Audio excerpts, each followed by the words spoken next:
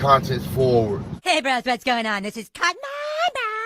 Be sure to subscribe to my channel if you haven't already. Because subscribing makes you feel good. Bring a towel. When you get out of the water, you need to dry off right away to avoid catching a cold. That's why Tally says, don't forget to bring a towel. Don't forget to bring a mouthpiece. Okay. Thanks, Tally. You want to get hot? Do you want to go upstairs? Do you? Do you? Karen, bring that beat back. Bring that beat back. Big up to Karen. Mouthpiece included. TATN, TATN, TATN. Better guard your grill. TATN, TATN, TATN. Mouthpiece included. TATN, TATN, TATN. Better guard your grill. TATN, TATN, TATN. Mouthpiece included. TATN, TATN, TATN. Better guard your grill. TATN, TATN, TATN. Mouthpiece included. TATN, TATN, TATN. Better guard your grill. TATN, TATN, TATN.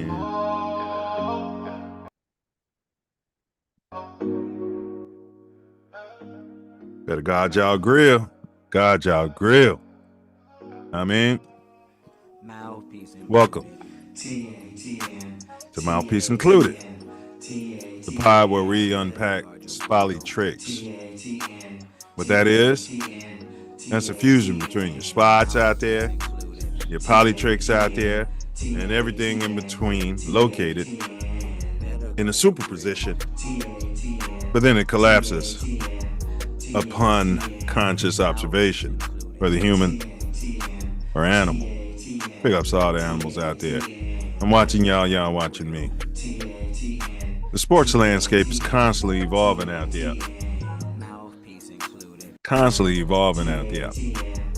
And few narratives are more compelling than the development of young stars, the shifting dynamics of college athletics, and the intersection of sports and polytricks. In today's episode, we're going to take a really deep dive into 4 major discussions shaping the sports world. First, the Justin Fields watch is still on. Anybody who knows me, they know I'm a JF1 guy. Where does the supremely talented quarterback stand in his progression as a franchise cornerstone?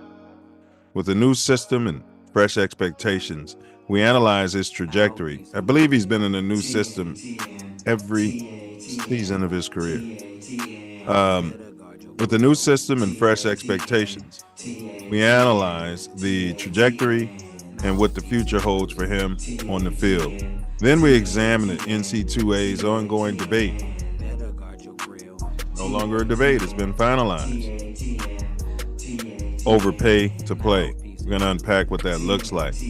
While compensation for the poor and stupid student athlete brings undeniable benefits, the unintended consequences raise critical questions about equity, competition, and the future structure of the prestigious college sports. Shifting gears to coaching, we evaluate Coach BJ, that's Ben Johnson's, tenure so far. How has he been shaping our squad? Is he living up to the $13 million? Every decision, every strategy, every leadership moment contributes to his overall grade as he navigates this preseason. Finally, we're going to explore the reality of Spolitricks, where spots and politics collide more than ever, from player activism to policy decisions affecting leagues and your athletes out there. The conversation is unavoidable. We break down key issues and what they mean for fans, teams, and the broader cultural landscape. So we're going to unpack it. We're going to get into it.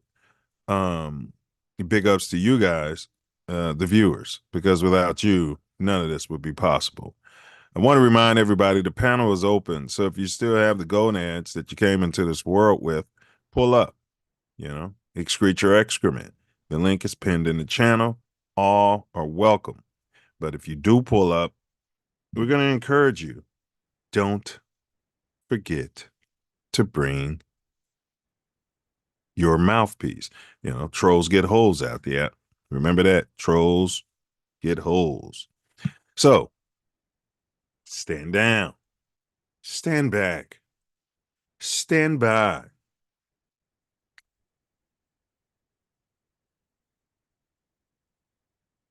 Or pull the F up. Rack up while you're at it. Rack up. But if you do pull up, don't forget to bring your mouthpiece. Smash that like button. It won't cost you a dime. And if it does cost you a dime, I'm sure you can matriculate it into some sort of tax write-off for you and the family. The views expressed in today's pod are those of the host, anybody with the gonads to pull up, and are not necessarily reflective of TATN, ESPN, or any affiliates. So grab your young mouthpieces out there and let's jump it off. Before we get to co-hosts in the building, big up Midwest Festivals. They're presenting Ancestral Echoes, y'all. It's coming fast. We're going to have the founders of the event pull up for on the Self-Love Show. That's going to be Tuesday live. So this is the third year. So big ups to those ladies and gentlemen who are putting this off. Very classy, might I say. Drop Dead Gorgeous, smart event. Really great music, great environment, great people. Yeah, get in touch with your ancestors because one day we shall all be ancestors too. Big ups, Tay Milz Aesthetics, multicultural skin, body, and weight loss pro. I'm going to put this link in the chat. It's www.taymillsaesthetics.com. All right, let's go ahead and recycle your copper-colored currency. If you find yourself in, what up, Creeper? Big ups, Creep. DJ Creep. He's one of the founders of Ancestral Echoes. But yeah, if you find yourself in Southern Cal, you might be coming out here on vacation or something like that, need a facial or some things like that done. Licensed, professional, very clean place. Come in there, bless your wife or something. Get yourself a facial, other things. That is in the chat. And then we got Bella B Designs. That's the young lady who designed this beautiful, beautiful tee. If you need yourself some swag, you know what I mean? Copper colored. Get out there and support. You're spending your money anyway. Try your best to spend it with the people. That's designs365@gmail.com. That's been dropped in the link. Last but not least, if you find yourself in a pinch out there and you need a tow, you might have went into O Block, Parkway Gardens, one way in, one way out. You're going to pick up some young honey. I live in Parkway. Just come over here. So no, they ain't gonna mess with things. Ain't nothing gonna happen. You pull in, everything looks, safe. There's nobody around. I guarantee you, by the time you pull out, yeah, have them meet you outside of Parkway Gardens and not at the local corner store. All right. Gym recovery out there. You need yourself a tow. Reach out to that brother. You're in the Chicagoland area. Recycle your bronze copper colored currency. That being said, let's go ahead and get the co-host. Big Ace in the building.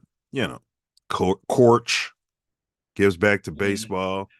Father of the Year nominee every year. I mean, they could give it to him every year, but it's like Michael Jordan. We're not going to give it to him every year. It wouldn't be fair to the others. Can. But there's plenty of dads out there that's doing that thing as well. Loving their sons, daughters, wives, mothers. And remember, next week is Father's Day. So shout out to all those fathers that are boots on the ground, hands on the ground, working, cleaning, helping, fixing cars, doing whatever it takes. Keep the family in order. TATN. Man, shout out to Karen, man, and the crack staff. I love the Danica Patrick take every Sunday about her being poor and stupid. Poor and stupid. She said she saw it too. Something about being poor and stupid. Something about being poor and stupid. Yeah, big ups to Carmen. I can drive love. I can turn love. It's better than you, Danica. I can steer. You think I can't steer left better than you? It's hilarious, man. I'm cracking up every week as we play it before the show, man. So shout out to Karen and the crack production staff. What's going on, brother? Big ups to Karen, because if we if you got to have somebody calling 12, because if you call 12, they're never going to show up. Are you being pistol whipped right now? Does he have the gun down your throat? You know what I mean? Is there somebody of interest that's being hurt in this particular crime? What did you just ask? If you guys see a brother getting, accosted, or a sister, you got to call in and say there's a blonde-haired, blue-eyed, drop-dead gorgeous over here on 79th and Narragansett. And they're taking his cell phone. You know what I mean? They'll pull up then. And I'm like, what's she doing? What is she doing over there? We're on the way. All right. Big ups. Tiger Woods 2.0, man. Charlie. What up, Charlie? Charlie Woods wins his first American Junior Golf Association tournament. He had rounds of 70, 65, and 66, bro. He won the Team TaylorMade Invitational. And they say he's got some man hands. You always got to put some racial prejudice in there. Yeah. What's your take on Tiger 2.0, bro? His hands are bigger than his lips. Bigger than his dad's hand. Look at the thighs on young Charlie. Charlie. Is he copper coated, or is he what was Tiger calling himself? Caucasian or yeah. Well, we know what he is now. Tiger's mom was some sort of Asian. His dad was it like Leroy Woods or something like that? You know what I mean? Leon, he had the blackest name ever. So, and then the Tiger's son's mom is Swedish. So this guy would be Swedish, Asian, and copper colored. Oh wow. He's got the whole bowl of Fruit Loops going there for himself. Shout out to Charlie. I like, he'll be good in math. In science. Can you say that? He should be able to drive. His driving might be in, you know what I mean? You know what I'm saying? He should be able to drive. Yeah, he's got to be able to drive better than his father. Yeah. Yeah, and he's going to be a hard worker. Yeah. So shout out to Charlie and whatever he's claiming, Woods. I mean, come on, man. This kid is going to be phenomenal. He's all his mannerisms. He's like it reminds me of Kobe and Michael Jeffrey Jordan's footsteps. The mannerisms, the way he swings, the way he walks, the way he talks, the way he chews. It reminds you of the great Tiger Woods, which happens to be his dad. So I think this is just the beginning of his greatness on the golf course. And shout out to Tiger 2 and look out, world, because he's coming to dominate too. And I don't think you're going to be able to change the damn courses and whatever, all that crap you were doing when Tiger was dominating. Yeah, we're just gonna change the course next year, so it makes it a little bit more difficult for Tiger. Have you heard? Oh, come on! They did that for Will Chamberlain. There's no way there's still racism. It's 2025, bro. It's 20. I understand, but I mean, are they doing it now? I'm talking about in golf. I've never heard of them changing the course for Scotty, Drop Dead Gorgeous Scheffler, or these other guys that keep winning every tournament. And I haven't heard of them changing the courses and saying we're gonna Scotty Scheffler proof the courses as they were Tiger proofing it as he was dominating in his heyday as the Masters champion, U.S. Open champion, and going to take over Nicholas's records. Are you more interested in LeBron and Bronny play in Chicago, or would you be more interested in seeing Charlie and Tiger play in the same tournament, maybe paired together, in a foursome, so to speak? Which one would interest you more as a fan? Because I know you're copper colored, but you've got more than moderate interest in golf out there. You damn right I'm driving out to Cog Hill to see Charlie and Tiger attack the damn golf course and bust some ass, as opposed to seeing LeBron drag himself down the court and Bronny tell you his shoulders hurting and LeBron tell you his knees hurting. And yeah, I don't want to see that crap. I want to see real greatness. That'd be Tiger Woods and Charlie Woods. Period. All right, and big ups to them. You know what I'm saying? I'm interested in seeing that too. One of my brothers is he got into golf a lot, bro. Once Tiger got involved, he really he really supported him. All right. Shohei. It's Shohei, the Japanese, I always call him Shohei. Yeah, but then they always tell me. What happened with that? Did they arrest somebody? Nah, they swept it under the table. His translator did some time, I think. No. Yeah, his interpreter. All right. Umpires believe a reveal wouldn't make Shohei different from every other MLB player. That'll be your pinks, your whites, your copper colors, and some sort of Latinos. Okay. Yeah. Shohei Ohtani always says hello, according to MLB umpires. At least that's what Buster Olney reported on ESPN. Olney briefly joined the broadcast, blah, blah, blah.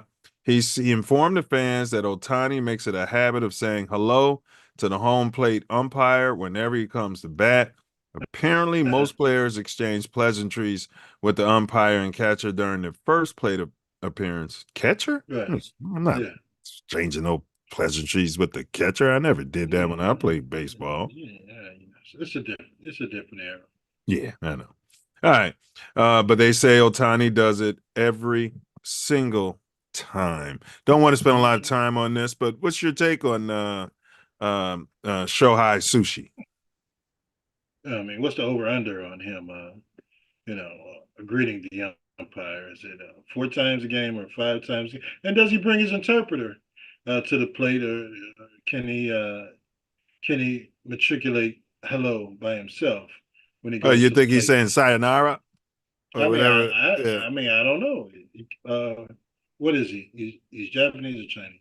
He's Japanese. I think he's Japanese. Yeah, okay. He's from actually the same town where he's from Fukushima, where the nuclear plant.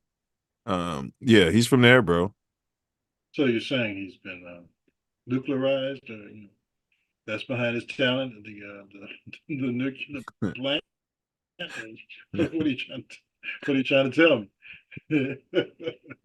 Shout out to Shohei Ohtani. And what's going on with those Dodgers out there? Will they be able to beat the Cubs this year? I don't know. But any kid out there, bro, go ahead and incorporate that, get any advantage you get, you know what I'm saying? Because it can't hurt. Well, on the lower levels, the umpires usually speak to they talk to the catchers when the catchers come out. Damn. And they greet the catchers because they're counting on the catchers catching the ball. Damn. So it's life and death out there. It makes sense to make friends with the catchers, and normally the kids, they may speak to the catchers on the high school and lower league levels, but normally it's just because they know them. Uh-huh. So that would be something to incorporate, to say hello to the umpire and the catcher before every at bat. But usually you're focused on hitting the damn ball and and shooting the ball at the pitcher over the pitcher's head over the fence. So I find it interesting that he would have those pleasantries with the opposing team's catcher and the umpire. Facts. Facts. And depending on how the umpire is calling the game, you're gonna tell them something, all right, but it might not be hello. Well, I mean, yeah, eventually if it's like seventh inning and they've been calling crap, you probably like, yeah, hello, son of a bitch. You know what I mean? It probably is gonna evolve. But all right, here we go. Coco Golf, man. Drop dead gorgeous young lady. Coco Golf becomes the first American player to win a singles. Is she adapted? Because she's got a last name. I'm gonna look that up. It looks like she might be adapted or some, you know what I mean? But she doesn't look mulatto. I don't think she is. They got a golfer over there in Detroit as the quarterback. Maybe it's Yeah, he spells it different. Jared Goff. Okay. Yeah. Now, Coco becomes the first American player to win a singles title at the prestigious French Open. Yeah, we don't know what's in there right out there in France. Since Serena Williams in 2015. What's your take on this young lady getting it done? Well, shout out to Coco. I've been following her since she's joined the pro tennis circuit, and it's been hard for copper-coated athletes to excel ever since the Williams sisters have ran everybody out of damn tennis and dominated tennis for the last 20 years, and everybody's got their shorts up in the bunch about these copper-coated arrogant sons of bees dominating tennis for all these years, and they want to get those drop dead gorgeous people back to number one. And now that they made it to number one, the drop dead gorgeous is upset that they lost in the French Open to a copper coated young lady, Coco Gauff. Shout out to Coco Gauff. I thought she was from one of the shithole countries in Europe all this time. No. I didn't know she was a U.S. born girl. Like, it doesn't seem like she gets enough NIL money, enough advertisements, something like that. Yeah, they're still upset with the Williams sisters. And she's from ATL, Georgia. Come on, man. She's following in some huge footsteps, huge footsteps. So it's tough for her to get the recognition she deserves. No, she's not out there killing like Serena and Venus, but she has had a good career and a recognized career, and as they've seen, she has the ability to win these Grand Slam events and make the drop dead gorgeous quite upset that they lost to this young copper-coated athlete. And just for context, I checked the etymology of the name Goff. The surname Goff is a German occupational name meaning trader or merchant.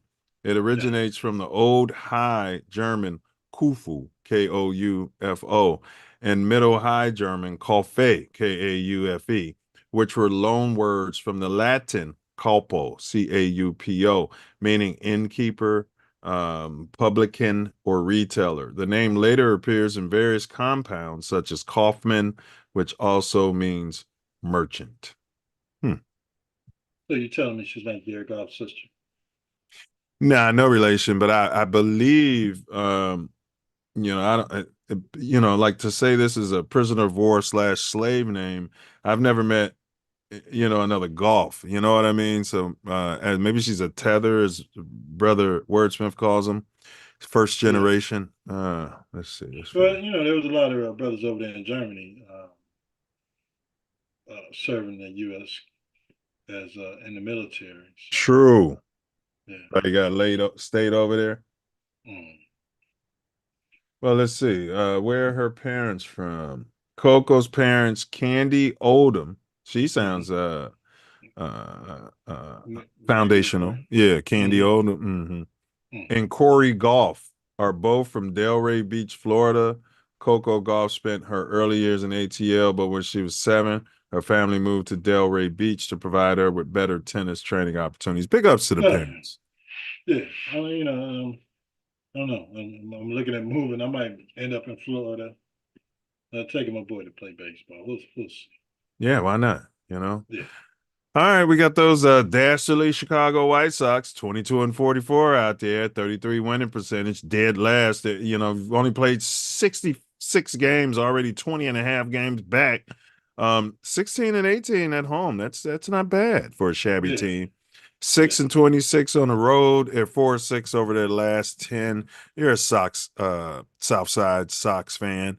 You know, you fit all the stereotypes. What's your take on your ball club? They're quite impressive. You know, with the young talent that they have, they're in every game. Their pitching has definitely improved. So, pitching wise, defense wise, they're eons beyond the team that was out there on the field last year, stinking it up every damn game. So they've just got to improve their offense. Maybe make a move and bring somebody in that can hit the ball, or they got to bring somebody up from the farm. It's not going to happen this year, Sox fans. It's not going to happen this year. But they're improving. They're out there competing every game. And damn it, you couldn't say that at all last year, that they were competing every game. You were going to the ballpark knowing that you were going to see another loss, a debacle, and you were heading toward history as far as All right. You guys are lowering. You've lowered your standards. No, we haven't. If I had a kid, right, and this kid came home with a grade report, and it was the worst grade report in the history of Drop Dead Gorgeous William A. Trey Elementary School, right? Worst ever. Yeah. And then the next year, the kid comes out there still getting all Fs. He's not getting all Fs. I mean, they're 20 and a half games back. That's all Fs. They're getting Ds. All right, 1 D. Yeah. All right, in defense or whatever, I don't know. But, okay. And then I'm going to say this is progress. I'm going to tell my son or daughter, this is progress. I'm satisfied. Yeah. I mean, they lost 120 games last year. They got 22 wins. That's what I'm saying, bro. Like if you're serving slop, and then all right, you won't understand. You're a Sox fan, so nobody understands. All right, and then our Cubbies. All right, I'm a Drop Dead Gorgeous Southside Cub fan, and it's because of my grandparents. Okay, on my dad's side. All right. Well, I mean, I watched the Cubs every day when I came home from school myself. Mr. Smith had the game on at 3:15 or whenever the hell I got out of school. Yeah. I walked in and the Cubs were playing daytime baseball. That's right. You got Harry Carey. Everybody's chilling. Yep. Daytime baseball. Yep. Look, I'm not a Cubs hater. You come home from school, you know what I mean? You go to your grandmother's house and they got the Cubs playing in the background. Yep. Absolutely. All right. Yeah. But the Cubs, so-called lovable losers, are 40-25 right now with a .615 winning percentage. Yeah. They're 0 games back. They're 4 games ahead of those nasty, stupid Cardinals. Man, the Cardinals are playing well too. 20-11 at the crib. 20-14 on the road, consistency, and 6-4 over their last 10. And go Cubs, go! We don't want to spend a lot of time on this because I don't think people care. But what's your take on those Cubbies out there? The Cubs are playing good baseball, even with the loss of Cody Bellinger to the Yankees. Drop Dead Gorgeous. He turned the thing around. The Sox need to go out and get Cody Bellinger. You was low on the move when my Cubs got him. I loved it, but go ahead. You weren't as ecstatic as I was. I knew he was a mercenary, and he turned out to be a mercenary, and he left as soon as his contract was up. But that's the only sentiment I had on the move. I knew he wasn't going to stay, and I knew they weren't going to pay him. Just like they're not going to pay the guy they got this year from the Dodgers. So it is what it is. They're looking to build from the farm system, which is great. They got the kid from from the Mets when they traded Javi Baez. They had no idea he was going to be a damn MVP candidate. Peter Townsend Crow, whatever his name is. Even though they traded Fernando Tatis in his youth to the what was that, the Sox? I think the Sox made that dumbass move. Traded Fernando Tatis away to the Padres. But I mean, you know, the Cubs are playing good baseball. You know, they're winning every series, 2 games to 1, or you know, trying to sweep. So they're playing good baseball, and they got a good manager. It's just a matter of will they be ready for the playoffs. They still need some more pitching, which every team needs. But you know, and probably another strong left-handed bat. But yeah, man, hey, they competing every day, man, and that's the only thing you can go out there and do is compete on a daily basis when you're out there trying to get it done, and they do it every day. You know, you got a chance to win it. So, shout out to the Northside Ball Club. Yeah, that's right. That's right. The prestigious stadium over there in the prestigious part of town. Hold on, you're going too far now. Hey, the Bears used to play there. You know what I mean? Yeah, it was a shithole stadium then. All right. All right. The AP, this is coming from the AP. So California high schools, they haven't banned trans fats in the lunchroom. Wait a minute. No, this is a different article. They haven't banned transgender athletes. They came up with a solution, Ace, that we discussed when we covered this issue on this show maybe a year or two ago. Yeah. California is opening up its high school track and field championship to more girls after a transgender athlete drew controversy, right? Yeah, so former Governor Jerry Brown signed a law in 2013 allowing students to participate in sex-segregated school programs, including on sports teams. I don't know what that looks like in a locker room. Nobody ever discussed that, because I promise you I would have played for the girls team at Eisenhower. Yeah, they got the umpire. I would have been all area, all state. You would have been Joanna, man. Yeah, you know what I mean? Yeah. Yeah, man, would have went down to U of I on a full ride. You know yeah, he's killing them. Hanging out with the regulators. Hey, take that wig off right here and here. All right. Probably get NIL money. All right, but former California governor, all right, we don't care. All right, a Republican-led effort to block this, it failed. So, rule change. The Federation said it was launching a pilot entry process to allow more girls to participate in the championship track and field meet. It only applies to 3 events in which Hernandez is competing: triple jump, long jump, and high jump. The group says biological female student athletes who would have earned the next qualifying mark at the recent qualifying event have been invited to participate in the championships. The rule change may be the first attempt nationally by a high school sports governing body to expand competition when your trans athletes are participating out there. If a transgender athlete medals, their ranking would not displace a biological female. I don't know why we have to. Why don't they just say female? Why we have to say biological female? Student from medaling. The Federation confirmed in high jump, triple jump, and long jump, a female who would have earned podium placement will get the medal for that place and will be reflected in the records.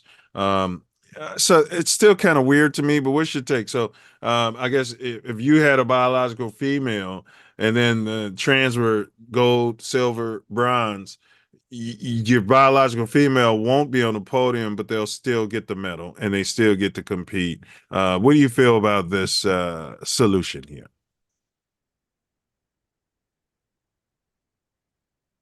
Asterisks. it's just simple. Just put an asterisk. Yes. It's just an asterisk. I mean, just put a damn asterisk next to it. I mean, yeah. Let the trans fat run down the track 100 miles an hour, you know, 10 meters ahead of everybody else. Then put an asterisk next to it, put them off to the side, give them their medal, and let the biological athletes go ahead and listen to the song and, you know, say hi to mom. Hi, mom. Hi, mom. I did it, mom. Even though I'm not a trans fat, now, you know, they say I didn't. Hi, mom. So, yeah, I mean, yeah. It is. It is what it is.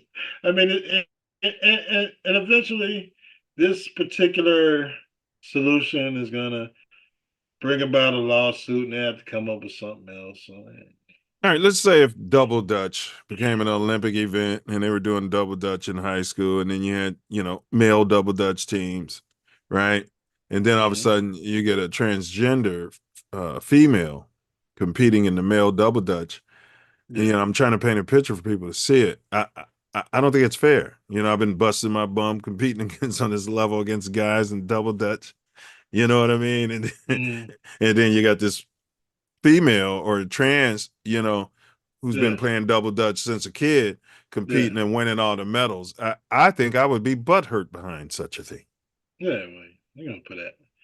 Maybe it will extend to the Olympic Games that they'll put an asterisk. I mean, there was questions about some of Russia's athletes back in the days, whether they were trans fat or whatever they were doing. Back in the day when they were accused of the doping and the enhancements of their male and female athletes. And you got flag football coming up, so maybe we'll be. You can't say flag foot. No way you can say flag football. I said flag football. My bad. I'm like, I don't think you can say that on YouTube at all. It's gonna be great. We're gonna put a couple of trans. I mean, it's a possibility that you can have some trans training athletes on the female football team. So we'll see what the Olympic Committee comes up with when you have these particular sports on the national forefront with the next Olympics. So somebody's got to make a decision. If the Olympic Committee puts an asterisk next to it, damn it, California, Illinois, Utah, they can use the asterisk too. All right. We have proud father, primetime, Deion Sanders. He spoke with Stephen A. Smith regarding the whole issue. He finally clapped back. So Stephen A? Yeah, he talked to Stephen A. Well, privately. He didn't pop up. So this is all according to Stephen A. We're just gonna play. Karen, can you just play the sound, because we don't want to get another ding here. So we're just gonna play the sound here, and then I want to get your take on what the dad had to say. You being a parent. All right, let's see. Good day. Welcome back to First Take. Deion Sanders opened up on Monday about reports that his son, Shador Sanders, went into pre-draft meetings unprepared and unprofessional. The Colorado head coach and former NFL star who coached his son through college said he was hurt by the reports around Shador's slide into the 5th round of the NFL draft to the Cleveland Browns. Here's Prime with more. When you sit up there and say something like he went in a meeting unprepared, like, dude, Shador Sanders, who's had 6 different coordinators, who has still functioned and went up, leveled up every time we brought somebody new in, and you're gonna tell me he every situation. You're gonna tell me he had on headphones. Shador, anybody know my son, understand he's a professional. Like, he's gonna go into a meeting with headphones on. Like, y'all come on, man. I find it hard to believe too. All right, Booger McFarland joining the show. Boog, great to have you. Booger. All right, so go ahead. Let me hear your take before we hear from Booger. Well, based on the interactions, even just on social media, his social media and the team's social media, the thought and the processing that Prime puts into all of his players, let alone his son, that he would go into a NFL meeting, interview, unprepared, with headphones on, doing the huckabuck, whatever the hell they came up with. I find that hard to believe. Just like I find it hard to believe that he slipped to the 5th round of the NFL draft, and that all of these teams that needed a quarterback felt that he wasn't good enough to to draft in the earlier rounds to give their team a possibility of having a elite quarterback on the team. So, Question: you remember Johnny Manziel's last college season? Yeah. And you saw Shedeur. Yeah.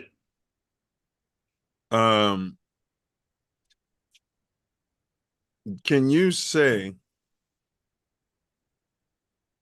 that you would have drafted, say if they came out in the same season, they both had swagger, that you would have taken Johnny Manziel with they had to have known he was doping and not doping, but using crack and whatever drugs he came out and said he was.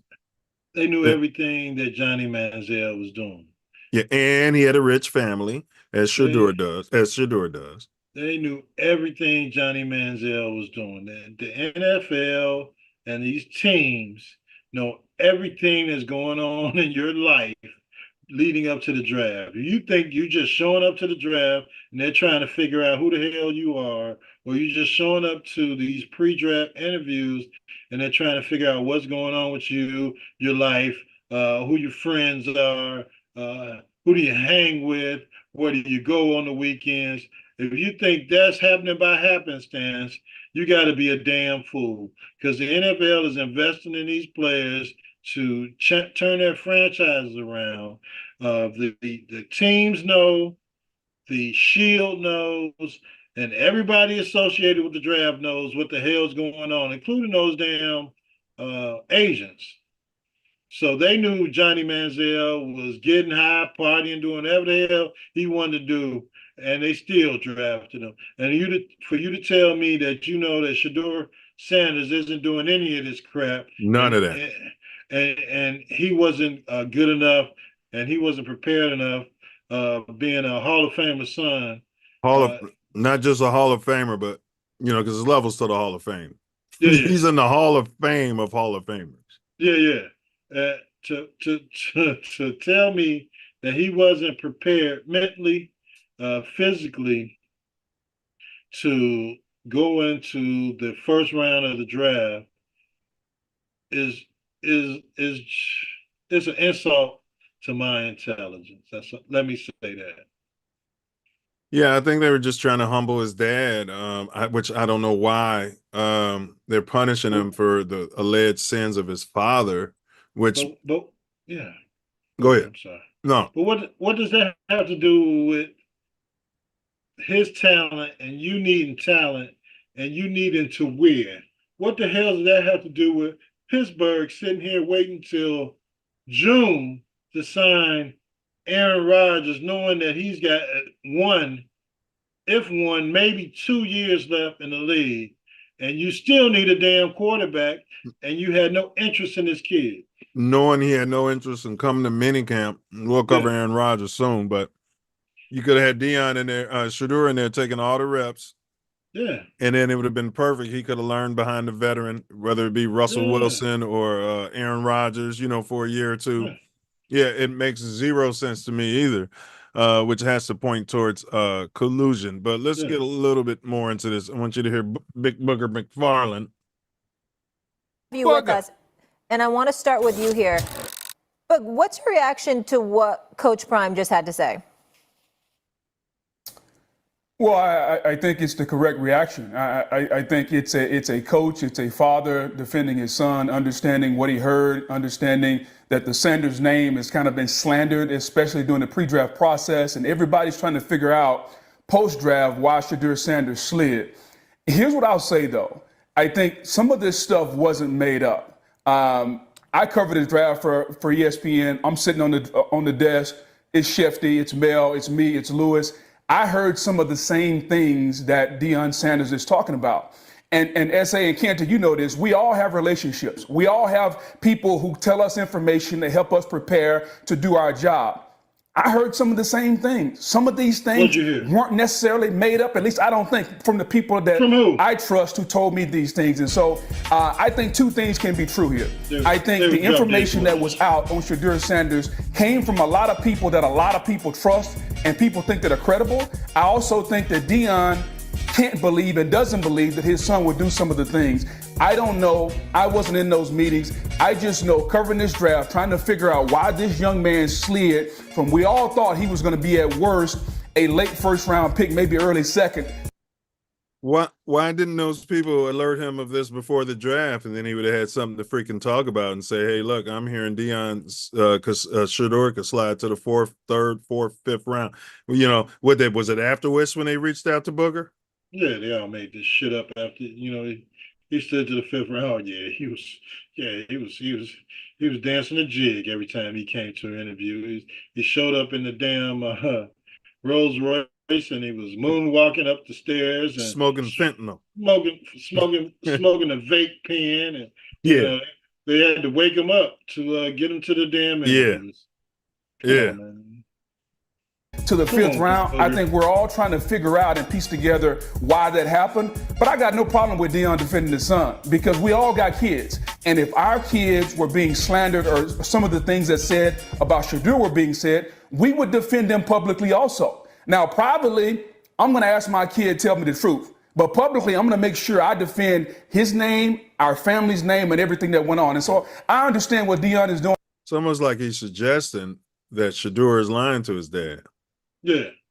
He can tell you what he can tell you the truth behind closed doors, but right. we know what really happened because Johnny Manziel's agent told me that he wasn't prepared for interviews and he wasn't ready. Brian Dable told me that he wasn't prepared for the Giants interview, so they went on ahead and drafted the other guy, Dart. Yeah, and they're suggesting, like, this kid worked with Brady. They're suggesting, like, because they started showing members footage of drop dead gorgeous quarterbacks in their interviews, and then asking them questions about the reads and all of that. Yeah. Show me some of that footage where you did that with Shedeur, and show me where he didn't know what he was talking about. Why haven't they released that?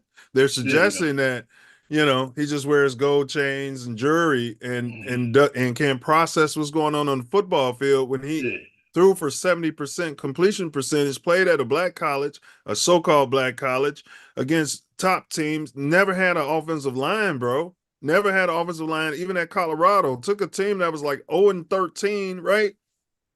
This amazes me. And then they loved OG.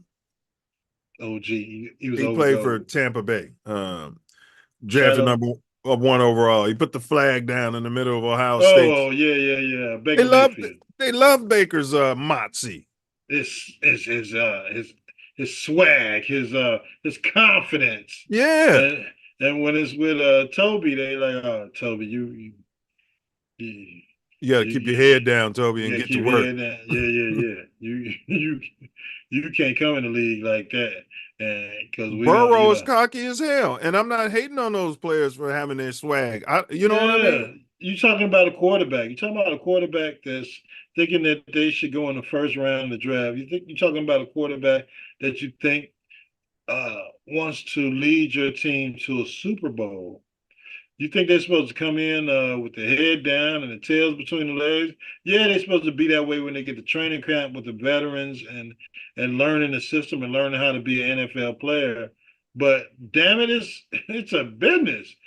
You're trying to market yourself to every team in the NFL, all these companies, which he had a lot of deals and endorsements with prior to the draft. He's supposed to just go into the draft like, Lord, I hope I make it. I hope this work out for me. No, he was scheduled shuffling. to be. You mean shuffling around? I mean, I could barely handle this. I can't hear you talk. You mumbling. I hopes you mumbling. This works out for me. Right. This works out for me. Please, baby, please. DJ Creeper said Bahari, a ninja, and B. Sambo. I don't know what he's talking about. He said Manziel was a trash mofo. Johnny Manziel. Yeah. He said Manziel was gambling on Dallas as his home, but Dak messed that up for him. He said football is about finesse and swag. NFL is poop. I can believe. Yeah, you gotta go ahead. They all of these endorsements he had in college at Colorado, they got him his damn Mercedes, they got him his watch that y'all so damn jealous of. He still has them. He's still doing Gatorade commercials. And whether he got drafted in the fifth damn round or the first round, he's still a marketable player. And the fact that the Shield and all of these teams turn their back on him just to teach his family a lesson is deplorable. That's He all I said, can say. he clarified it. He said Booger is a Sambo. Yeah, we've been Yeah. covering. We Booger's know. made Booger of the That's week a few times here. that son of a bitch. How Yeah. the hell you gonna come on? Yeah, I got viable anonymous sources telling me that what That they I say trust. that I So trust. you don't trust what Dion's saying? Right? Because You he's don't saying right. Go ahead. because we've seen him training his players, his coaches, his staff, and his son that this is where we're at, and this is where you're trying to get at to be an NFL player. Let's talk about the devaluing of the quarterback so they can pay us cheap. So, all right, if this guy was running a 4.340 and he was playing under that shit line and he was running around like Johnny Manziel and rushing for 150, 200 yards a game, they would have said, "Oh, he can't play not coon ball, that hero ball." Right. Now, this is a kid who sat in there. Dion was ahead of the game. I'm going to teach my kid how to process and be a prototypical NFL quarterback, you know, and they had to find something, I think, to devalue him, and that was his Negro swag. Does that make sense?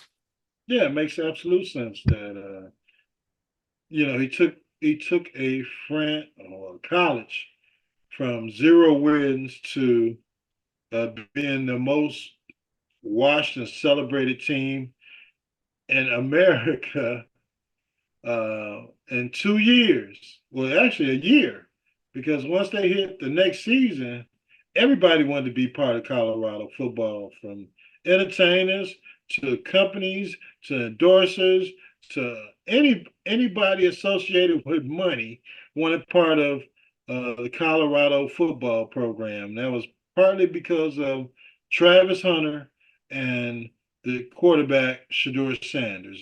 It And wasn't this on the is an offensive attack line. on Dion. Do you think if he went to a prestigious school and didn't play for his dad and he had like a smart, drop dead gorgeous white or pink coach, that he would have slid like this?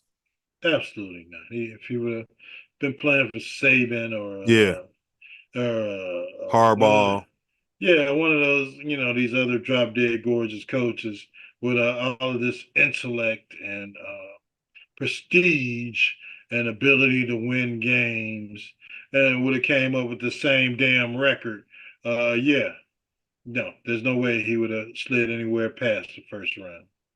Creeper said he lost respect for TB12. Tom Brady is a traitor. He's trash for not pushing the Raiders to grab him up.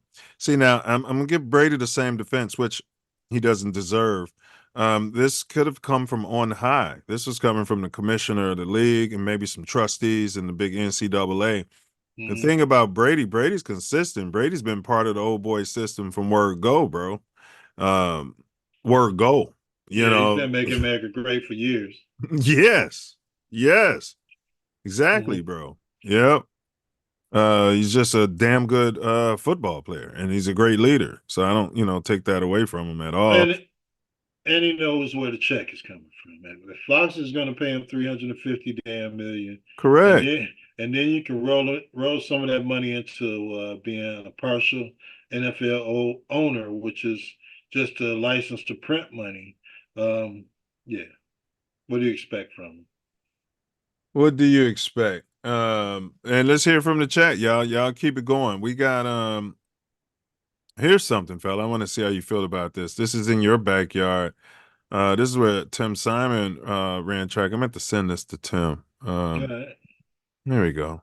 stadiums. We're going to turn now this afternoon to the state budget. State lawmakers did not find a way to fund mass transit, but tucked in that $55 billion spending plan is $40 million for Proviso West High School to build a new sports facility. It happens to be in the Speaker of the House, Chris Welch's district, and it is the high school that he attended.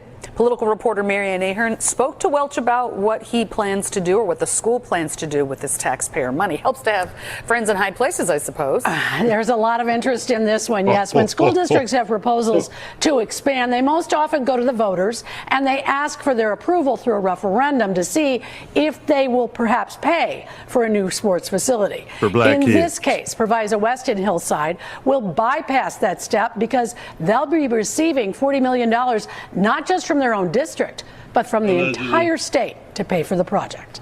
Allegedly. Mass Transit says there will be major cuts to service if the state does not find a way to fill a $770 million budget hole. Lawmakers could not find a solution. Speaker of the House, Emmanuel Chris Welch. We need to be able to tell taxpayers that their money is going to be spent wisely. What the General Assembly did agree to, in the more than 3,000 pages of the Illinois budget, this amendment, Section 3323, the sum of $40 million for an outdoor sports complex at Proviso West High School. I am a proud Proviso grad. I've been in Proviso my entire life. Welch, who took over as Speaker when Mike Madigan was forced out, defends the project and compares it to providing more than $30 million in funds for a hotel and other amenities in the Tinley Park Entertainment District, as well as millions of dollars for a new bridge in Kane County. There's infrastructure projects in the budget all over this state. And yes, one of them is for a majority minority district that the Speaker happens to represent. And I'm proud of that. $40 million. Because he is the Speaker and is playing favoritism, picking winners and losers. Republican House Minority Leader Tony McCumbee. I would probably bet the farm that there is not one other school in the entire state that's getting $40 million. So, are there blueprints, drawings? Are they ready for groundbreaking? No. Not exactly. Members of the Proviso School Board and the school superintendent tell NBC5 the community will still provide input, as they are now in the information gathering phase. It's a complex for youth baseball, youth softball, soccer, tennis, volleyball, track. That $40 million could have went to a lot of other places that's in need. How can I not be proud to support something that is right here at home? Proviso school superintendent adds that the sports complex will benefit the entire community, and of course, this state budget, it still needs to be approved by Governor Pritzker. Watch the question. Interesting. But without even plans, we don't know when something might get started there. No, but most likely that money, you'd want to get that awarded right away to make sure you've got it. Now, is this going to be accessible to people outside of the school district? Yes. No, it'll be part of that community, yes. Yeah. Not just for the school. See, you know what I'm saying? All right. I'm rubbing my bum on the fence on this, but I'm not an Illinois taxpayer, so it's only fair that we hear from an actual Illinois taxpayer on this. It's alleged money. When Jackie Robinson West won the Little League Championship in 2014, you had all these drop dead gorgeous politicians taking pictures, shaking hands, kissing babies. And they were, at the viewing promising parties, this and promising that. Promising that and promising this. And I believe it was the 2016 budget where there was a new field house approved for Jackie Robinson Park. Yeah, I should call it the Justin Field House, but go ahead. It's probably 2016, maybe 2017. 2024 is when they broke ground, and hopefully it'll be done by sometime the end of this year in 2025. So you're looking at 8-9 years it took after they approved the money for this project to even get shovels in the ground and for it to get done. And it still didn't provide any money for the league, but it helps to have this particular new field house for the community. Now, in Proviso West case, if they so happen to approve this $40 million, since everybody's so taken back and hurt that this community could receive $40 million for kids to play and improve their skills in football and baseball and softball and whatever sport, you're probably looking in the 2030s before it's done. And yeah, it'll be gentrified by then. That won't be for us. Yeah, and the fact that you have communities all over Illinois where major projects are going up. I don't know if the state is providing all the funding, but funding is being provided. You just saw them show the blueprint for Tinley Park. In New Lenox, they're building a $75 million baseball complex. All over the state, there's stuff going on.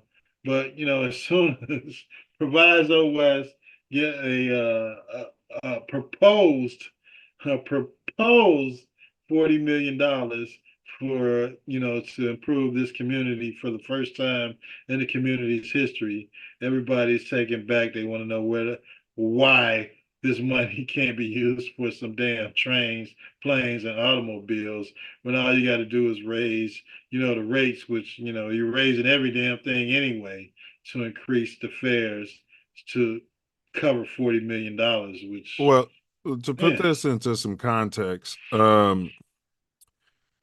there's approximately, according to Google, there's approximately 6.2 million actually paying taxes, Illinois taxpayers.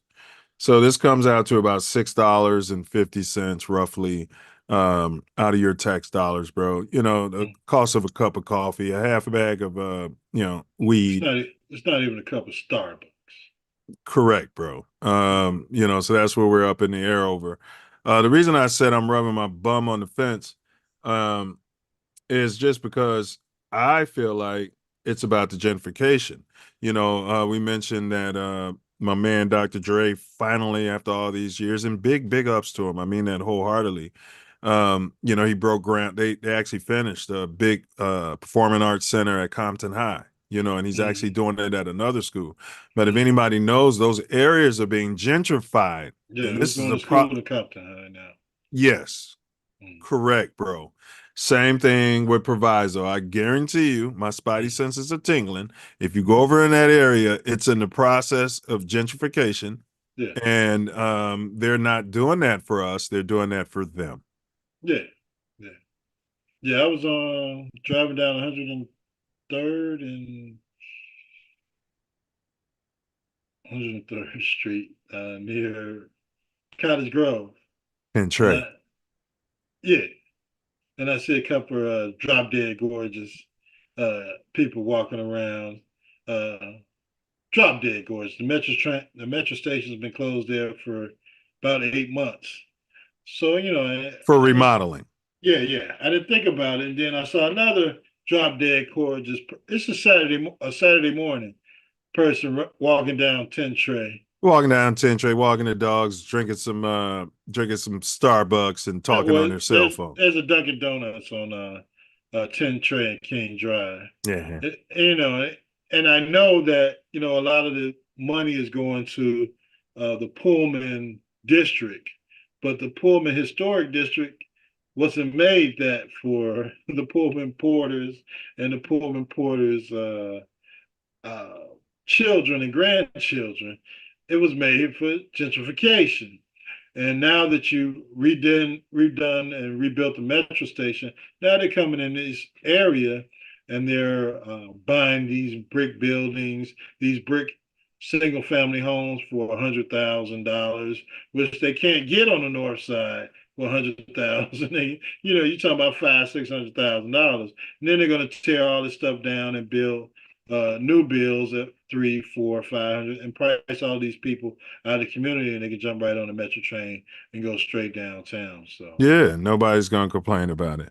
Right. Creeper said Tom Brady. He said he sold his soul But then he said it helps the kids, with the for the school. He said, don't nobody want to visit a rundown high school.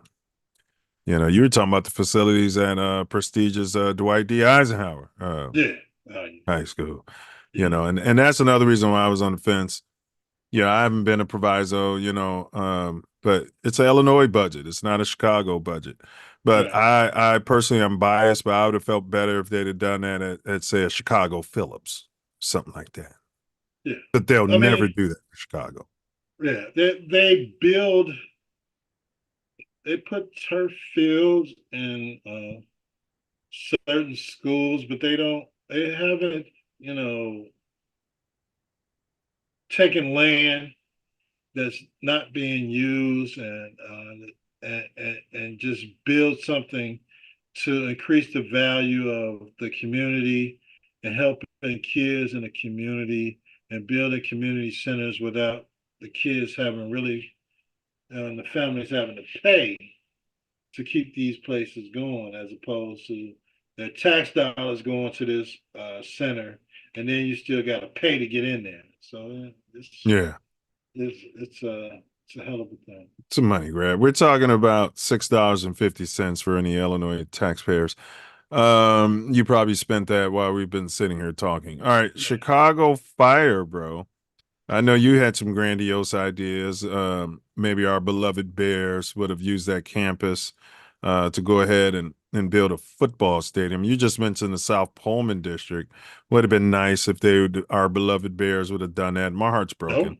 But the Chicago Fire announces plans to build. We'll let the video talk. Fair use, you guys. WGN News. This is in your backyard. Yeah, I got a story about this field they're going to show you in this story.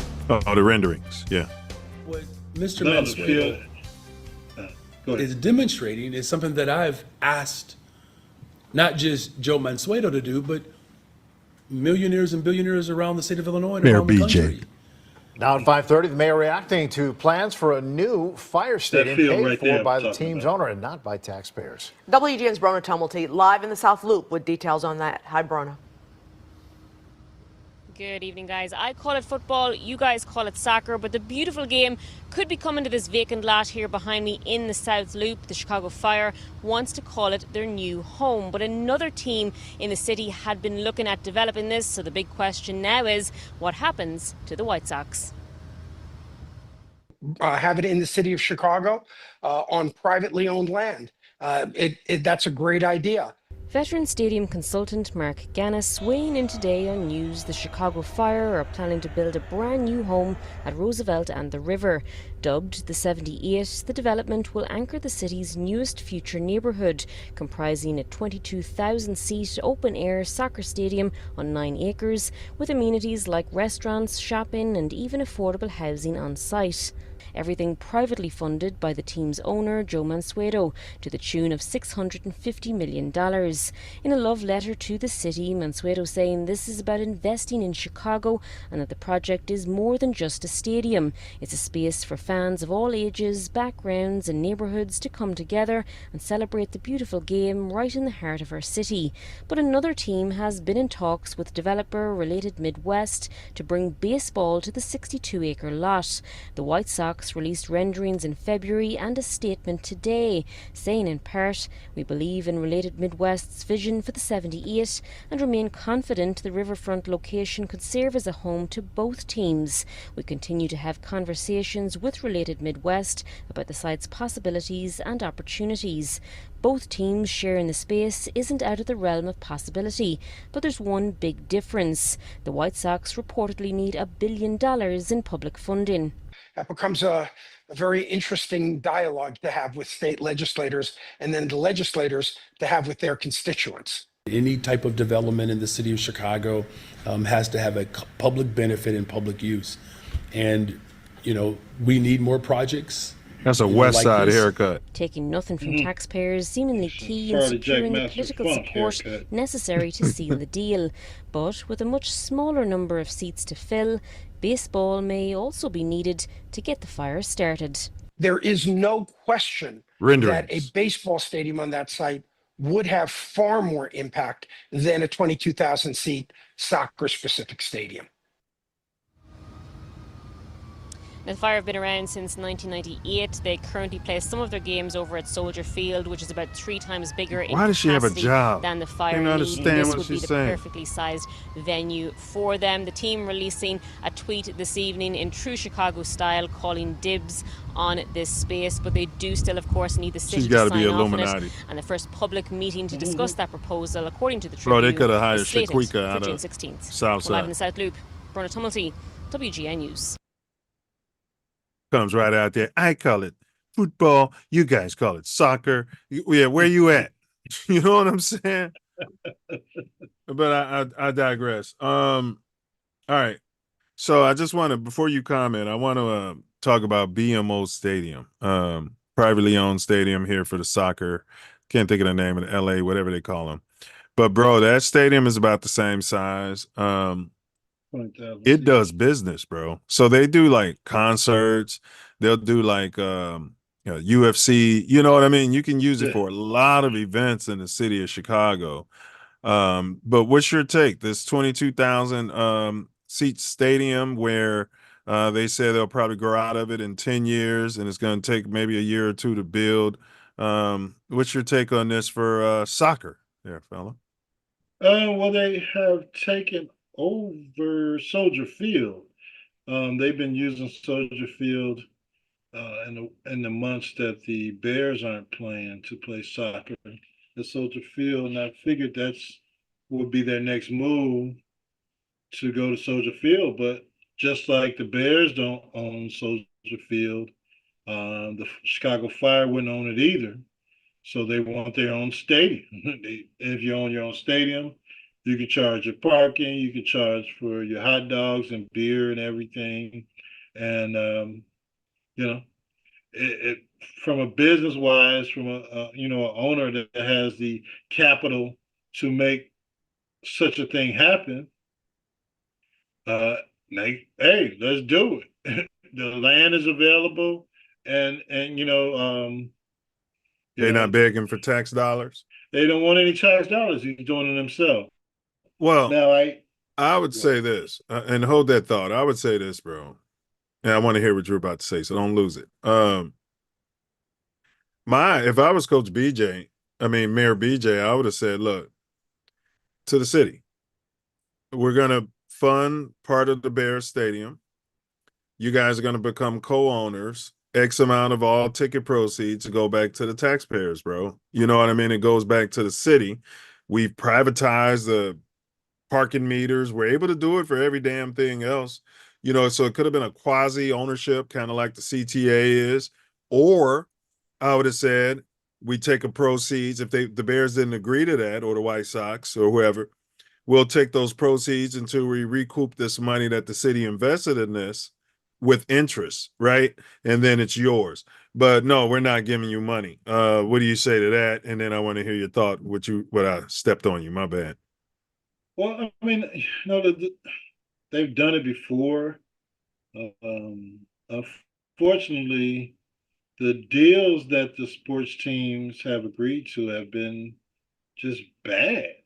They agreed to the hotels that they've built in those areas that put an extra 6% tax on every dollar that they make to pay back the city or whatever funds that they receive from government. And that's been the city or the state's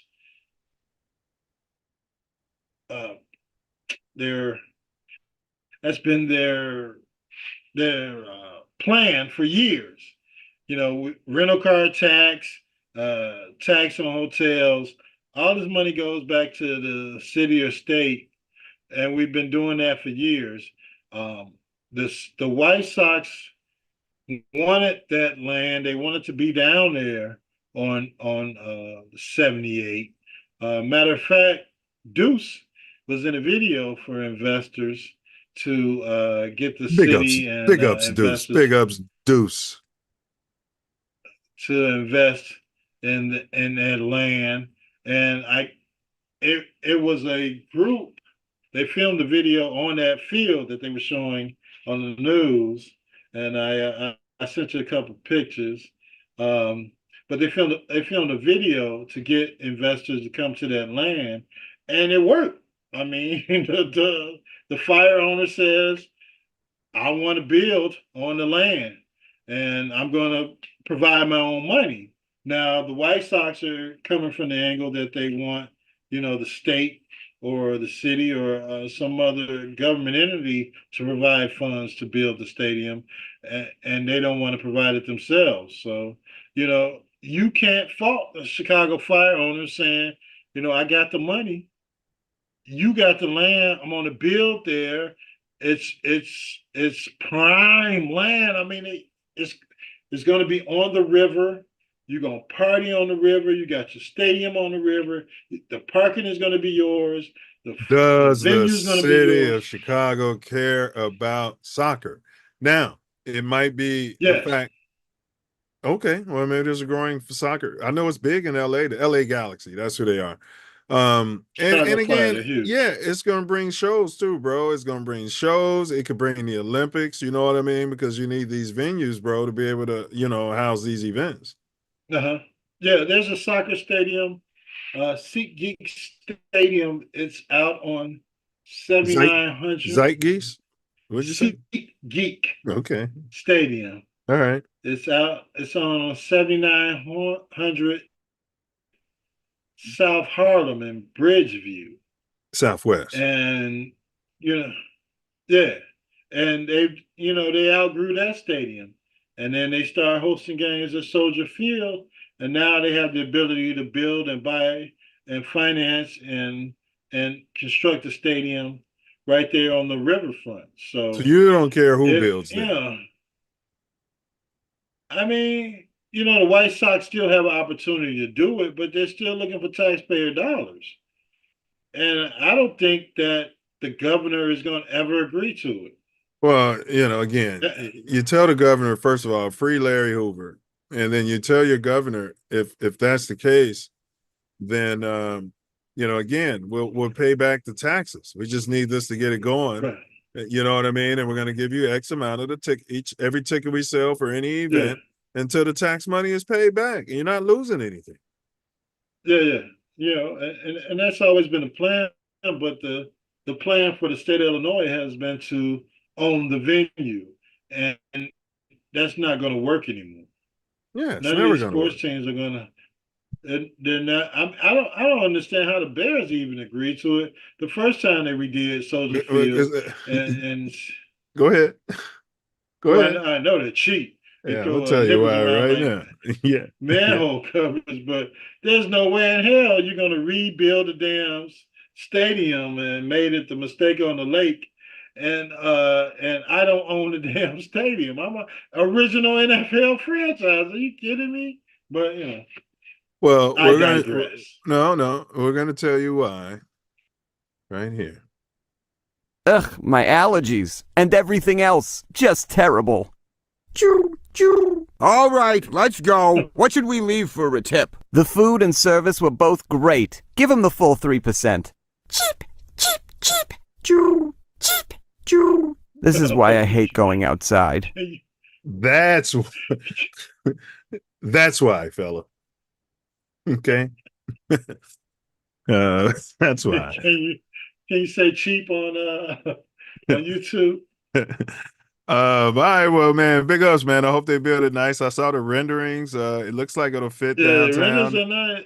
Yeah. I mean, the White Sox haven't given up. They're still talking about selling the team to a billionaire owner. And, if that happens, maybe that will speed up the process of them getting the new stadium down in the 78. But I don't even know how the hell you're going to get down there, man. I just drove down there for the video thing, and it was a pain in the butt to get to that area where that little field was at. So, I don't know what's going to happen. But we'll see. Yeah, well, all right. Let's push past it, man.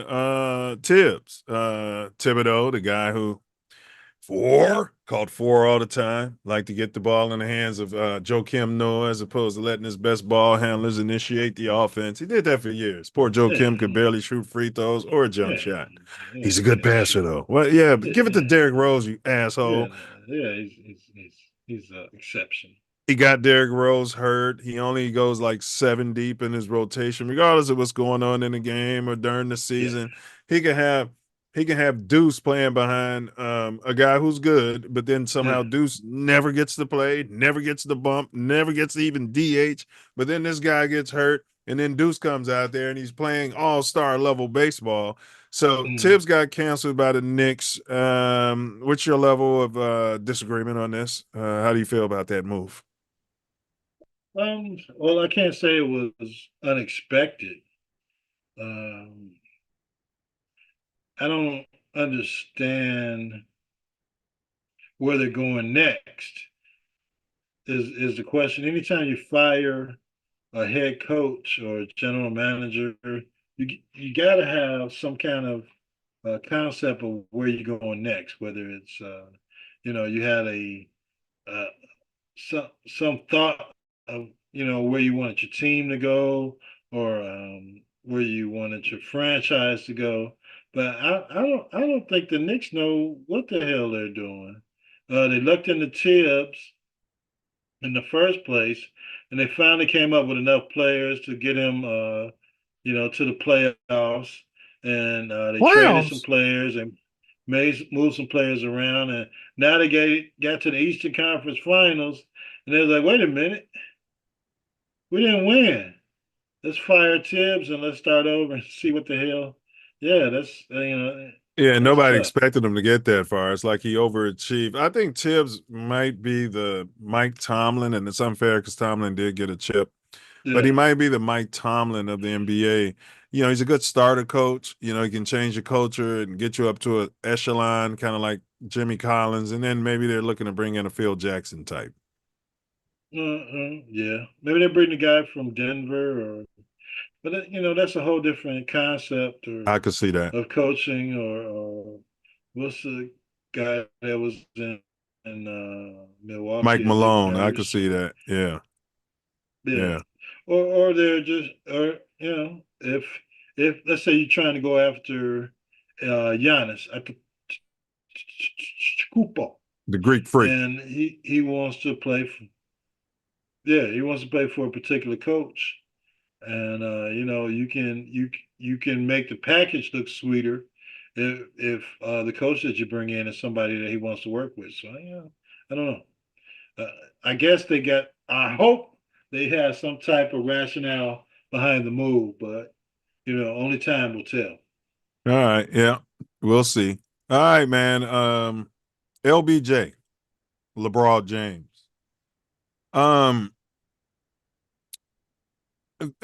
We've said on this show that he doesn't have a patented. The younger people call it a bag. So it's been over social media, not just us, saying that he doesn't have a go-to. He doesn't have a bag. LeBron. I thought you were talking about his merch.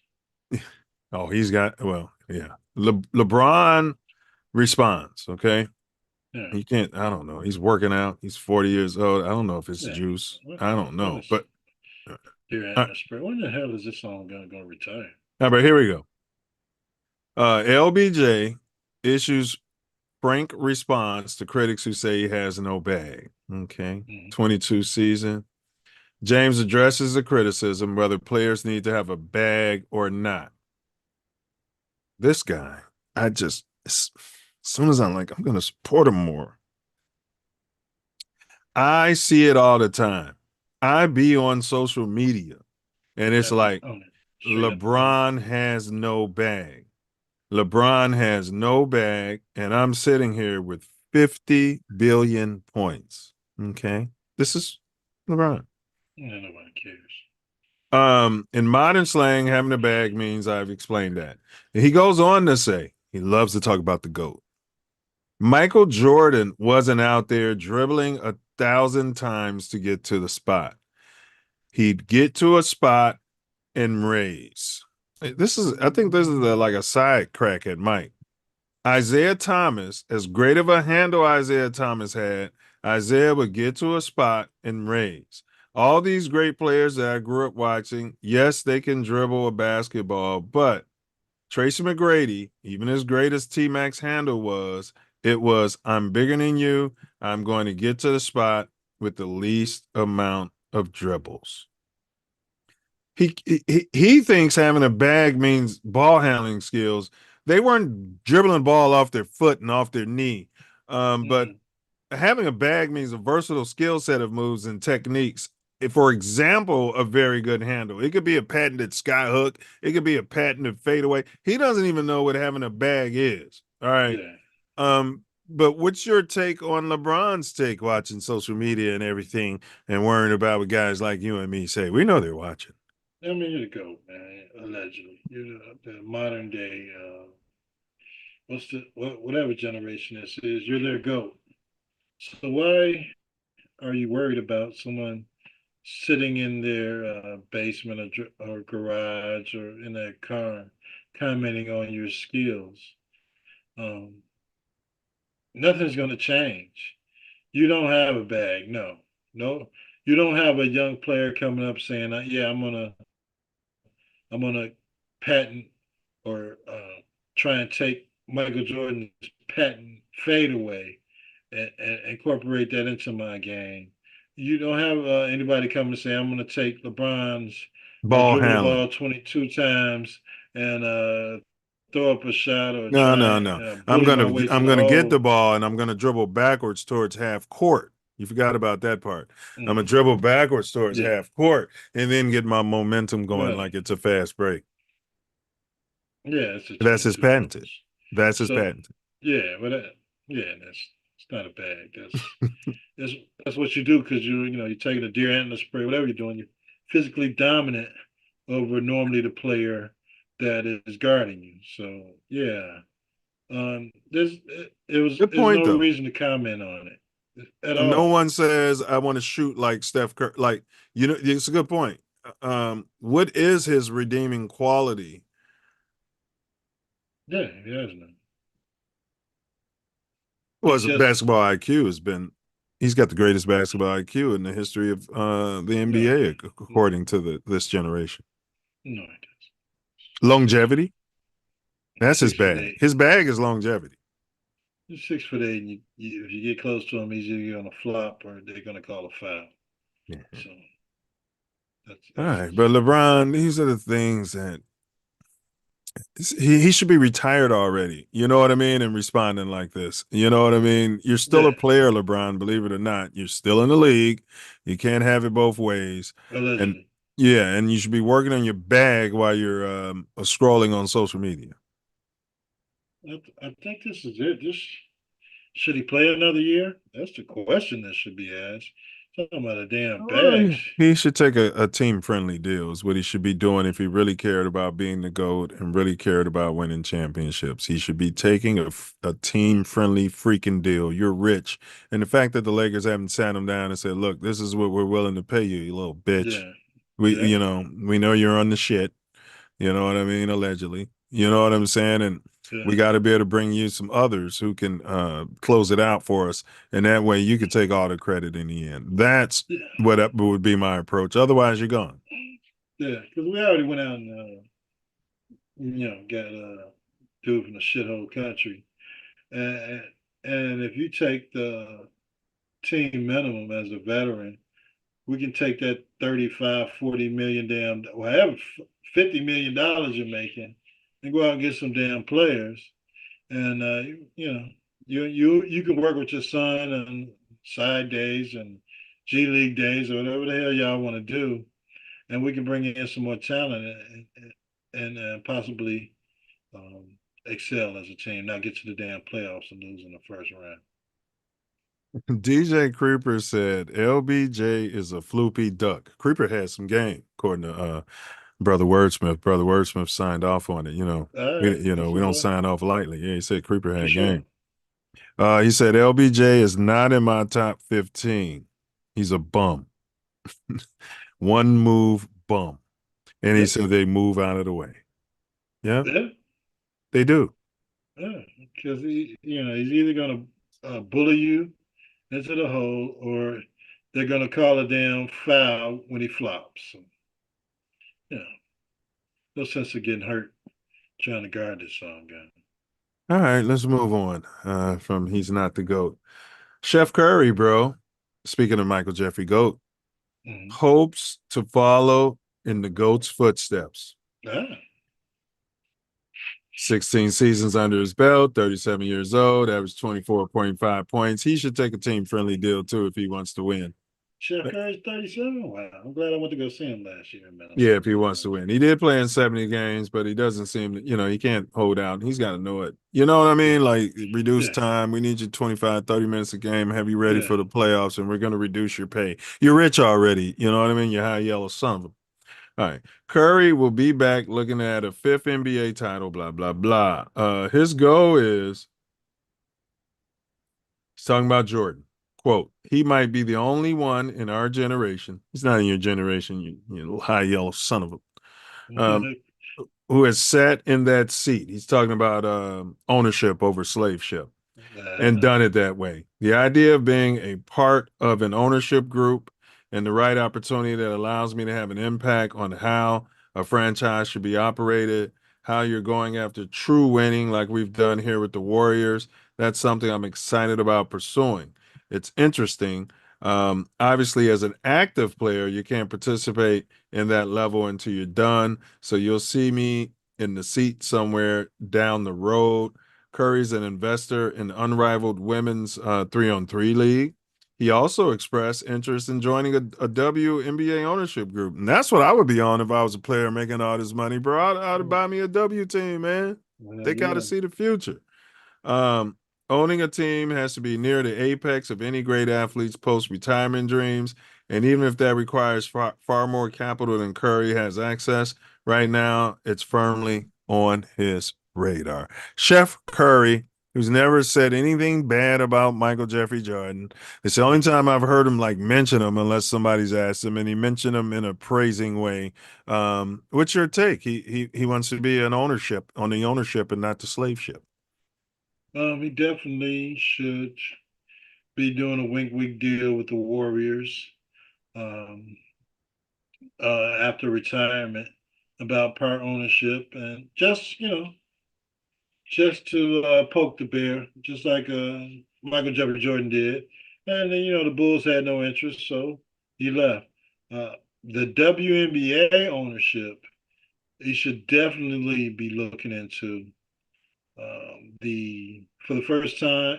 What was this first time? Yeah, the Chicago Sky played in the United Center last night. Sold out the stadium, 19,000 plus fans. They got trounced by the Indiana Fever, but the fact that they can sell out the United Center, that that you can get in the ground floor of something and take it to the level where the NBA is, and hey, if ownership is your goal, you can leverage your WNBA ownership into NBA ownership, in the future. Or if the WNBA league continues to grow, then you don't have to worry about the NBA. Just make your money through the women's league, and God bless retirement. Because how much money do you damn need? I'm sure you got enough for generations to be set. So, yeah, if you want to create wealth for future generations, your ownership is, I believe, right now is through the WNBA, and then moving on and leveraging that into being a NBA or NFL owner, or whatever floats your fancy as far as ownership is concerned. And Steph Curry, being a future Hall of Fame player, should have that opportunity. So context. Overall, the W is valued at 1.16 billion total. Here's with each of the 12 teams. So there's only 12 teams. It's weird. You're paying for the NBA brand, but the median price to buy a W team is not a fixed value, as it can vary, obviously. However, based on recent data, the average W team is valued at around 272 milli. So you probably need about, 70 million, upfront cash. Some teams are valued higher, such as the Vegas Aces, and others are valued lower, like the Atlanta Dream. So you could buy the Atlanta Dream for like 55 million. You probably need 30% to present 15 million. The reason I was doing this is because you can probably get a group of like 500 black guys, you know what I mean, and buy the Atlanta Aces, bro. Yeah, I mean, you and Draymond will be done, and hook up with Yeah, I'm Drop talking about Dead regular Grace. guys. I'm talking Yeah, about regular investors, you know what I mean? Like us, yeah, you know? yeah. Most definitely, and make it happen. And I'm sure your credit's good, so whatever capital you need, as opposed to your credit. Oh, yeah. You already Yeah, know how I'd run the team. I'd yeah, have about 3 or 4 of them that couldn't hoop, but they'd be, spicy hot. You know what I mean? Yeah, they're on the right, team. What are you talking about? right. Who cares if they can hoop? Yeah, they're good for the locker room. You Yeah, know what I mean? bringing the fans in the door. Yes. Yeah, Have a couple of goons, you know what I'm male and saying? female. Yeah, yeah, for Yeah. sure. Be selling grape soda at the, if it's Atlanta, 55 million, bro, that's doable. Yeah. You got to be able to see the future in 10 years, man. You could sell that team probably for 200 million. So come on. Cash right on out. Where's Rodman's daughter? Yeah, she can play it. Karl Yeah. Malone's daughter. Yeah, Yeah. bring me some guns in. So Steph wants to be like Mike. Big ups to Steph. NBA Finals, bro. I had it 4-1. OKC. I'm not gonna, I was kind of leaning towards 4-2, but I'm gonna stick with 4-1. But Indiana got her done in the first game. They only led for point 3 of a second in that game. First time ever. Yeah, I mean OKC. They spit the bit. They Indiana Pacered it with the New York Knicks. So yeah, they had a huge lead in the fourth quarter, and Indiana came back and played like they've been playing the entire playoffs and won the damn thing. So we'll see what OKC does tonight. But neither team was my finals choice, but they're there, and we'll see what the league ratings come to after this particular series. Are you changing? Because I had it 4-1. Would you have it this series? Are you changing it now to Indiana's 1-game-1, or are you sticking to your gun? I would go. I'm going 7 games. Wow. What? Yeah. You serious? Yeah.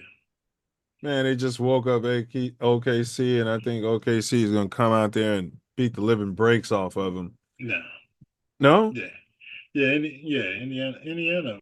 Yeah, they ball at home, and they went into OKC and stole one, and hey, they're both young teams, so nobody, the series doesn't start till somebody loses at home, and So you went from a 6-game series to a 7-game series. yeah, we're gonna have some basketball, and it's something that the NBA is gonna need to get the ratings up. So I'm going 7. All right, let's NBA jump. Entertainment is fantastic. Fantastic. All right, let's jump to the NC2As, pay to play. This was illegal back when we were in college. Yeah, allegedly. And this is the reason why the prestigious Alabama head football coach quit, because he won't be the only one with the advantage of paying players anymore. Yeah, he was rich already. He made enough damn money. Mm-hmm. So schools will begin directly paying their athletes in less than 1 month, bro. They're about to start getting paid. Man. Yeah, I need to go walk on somewhere right now. Good. Thanks to a legal settlement approved in federal court. It's been a 20-year battle, which we've covered on the show. Starting July 1, each school would be allowed, but not required, to spend roughly $20.5 million in new payments to their athletes. Athletes are still allowed to make their NIL money. It comes from a negotiated formula that caps athlete payments at 22% of the average annual revenue the FBS level schools get from ticket sales, broadcast rights, and a few other items, jerseys probably. The cap will grow on a regular basis, video games, I'm sure. The cap will grow on a regular basis during the 10-year lifespan of the settlement. Athletes are still allowed to make money selling rights to their name, image, and likeness. Many teams are already working in concert with booster collectives to find creative ways to pad their payrolls. Yeah. Yeah. Come on here, kid. Come to Texas. The contracts that athletes are now signing with their schools will likely bolster ongoing legal arguments. Many sports lawyers expect that the key part of the settlement will spur a new barrage of lawsuits.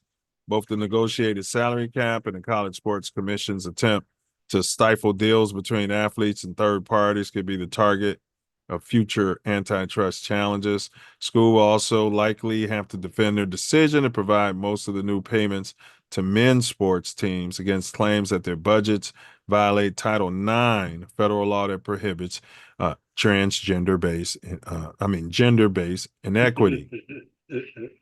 NCAA President Charlie Baker, in the weeks ahead, will work to show Congress why the settlement is both a massive win for student athletes and a roadmap to legislative reform. The players' next step. A group of athletes and their advocates say the best way to solve the industry's remaining problems is through collective bargaining. Okay, we just walked into a new world. It's a guideline to build and add in the future. They said nothing about all the people who paved the way for this before them. You know what I mean? What if you graduated right now? You're graduating right now. You know what I'm saying, bro? But what's your take on the pay to play? So now they're losing their amateur status. I think now they would be pros. I mean, once you get money, bro, that's the definition. You get paid to do what you do. You're no longer an amateur, bro. You're a professional. But what does your amateur status really encompass? I mean, why do you want to be an amateur athlete? To go to the Olympics? Yeah, to go to the Olympics and win your gold medal. Yeah, well, the pros are playing in the damn Olympics, so I don't understand what who cares about amateur status these days when you can take care of your family. This for some kids, this will be generational wealth between NIL and getting paid to play. So why don't we just pay the high school athletes? Why don't we just do that? Why don't we? Yeah, we should. They're competing on a daily basis for their schools, for their drop dead gorgeous coaches. You ain't lying about that. We pay taxes and then we still got to show up and pay to watch our kids play in the games. Yeah. I mean, shit, we can barely get uniforms in the city, and we just made it to the state playoffs. We haven't paid all damn year. Get to the state playoffs, and it want $7 damn to come see my son play a state playoff game. What kind of nonsense is that? So, yeah, I think, and if you're paying these athletes to play in high school, then maybe they can prepare their training or pay for their training in the summer months or their off seasons to improve as athletes, because that's what you want them to be, better student athletes. Or maybe can pay for they can set up a fund for themselves for college, so they're not scraping and scrimping just to get to the college, even if they don't make it as a student athlete. So there's consideration in all of that. Yeah, I mean, we've been proponents of paying these amateurs because they've been making money on top of money, and nobody's been benefiting but the trustees and the boosters. So great move. Hopefully all of it pans out in court. Smug Rogers, after sending a dry treat to our beloved Chicago Bears. And, we covered last week where he was indicating to the young lady who asked him the question, would he ever be a Bear?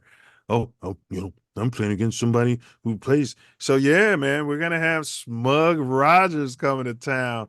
Oh man, are you sending Hippolyte or one of the poor and stupid in there to end his career? I'm sending Hippolyte right at him, right at his damn knees to end his damn career. You're damn right. What do you own now, you son of a bitch? You own a trip to the damn hospital. Your career is over. And Hippolyte is a bear for life. So yeah. So you got Smug Rogers, and then they're in the media like, yeah, he can take the Steelers to the playoffs.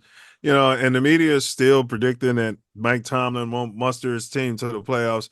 I don't understand. That should be a Vegas bet line. Well, you know what I mean? I'd be rich. Every year. Yeah. Yeah.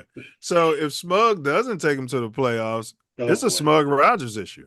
Yeah, because they go every year, no matter who's lining up behind center there. Justin got him to the playoffs because Dude went 6-6. I'm sure Justin could have gone 6-6 in those last 12 games. Yeah, easily.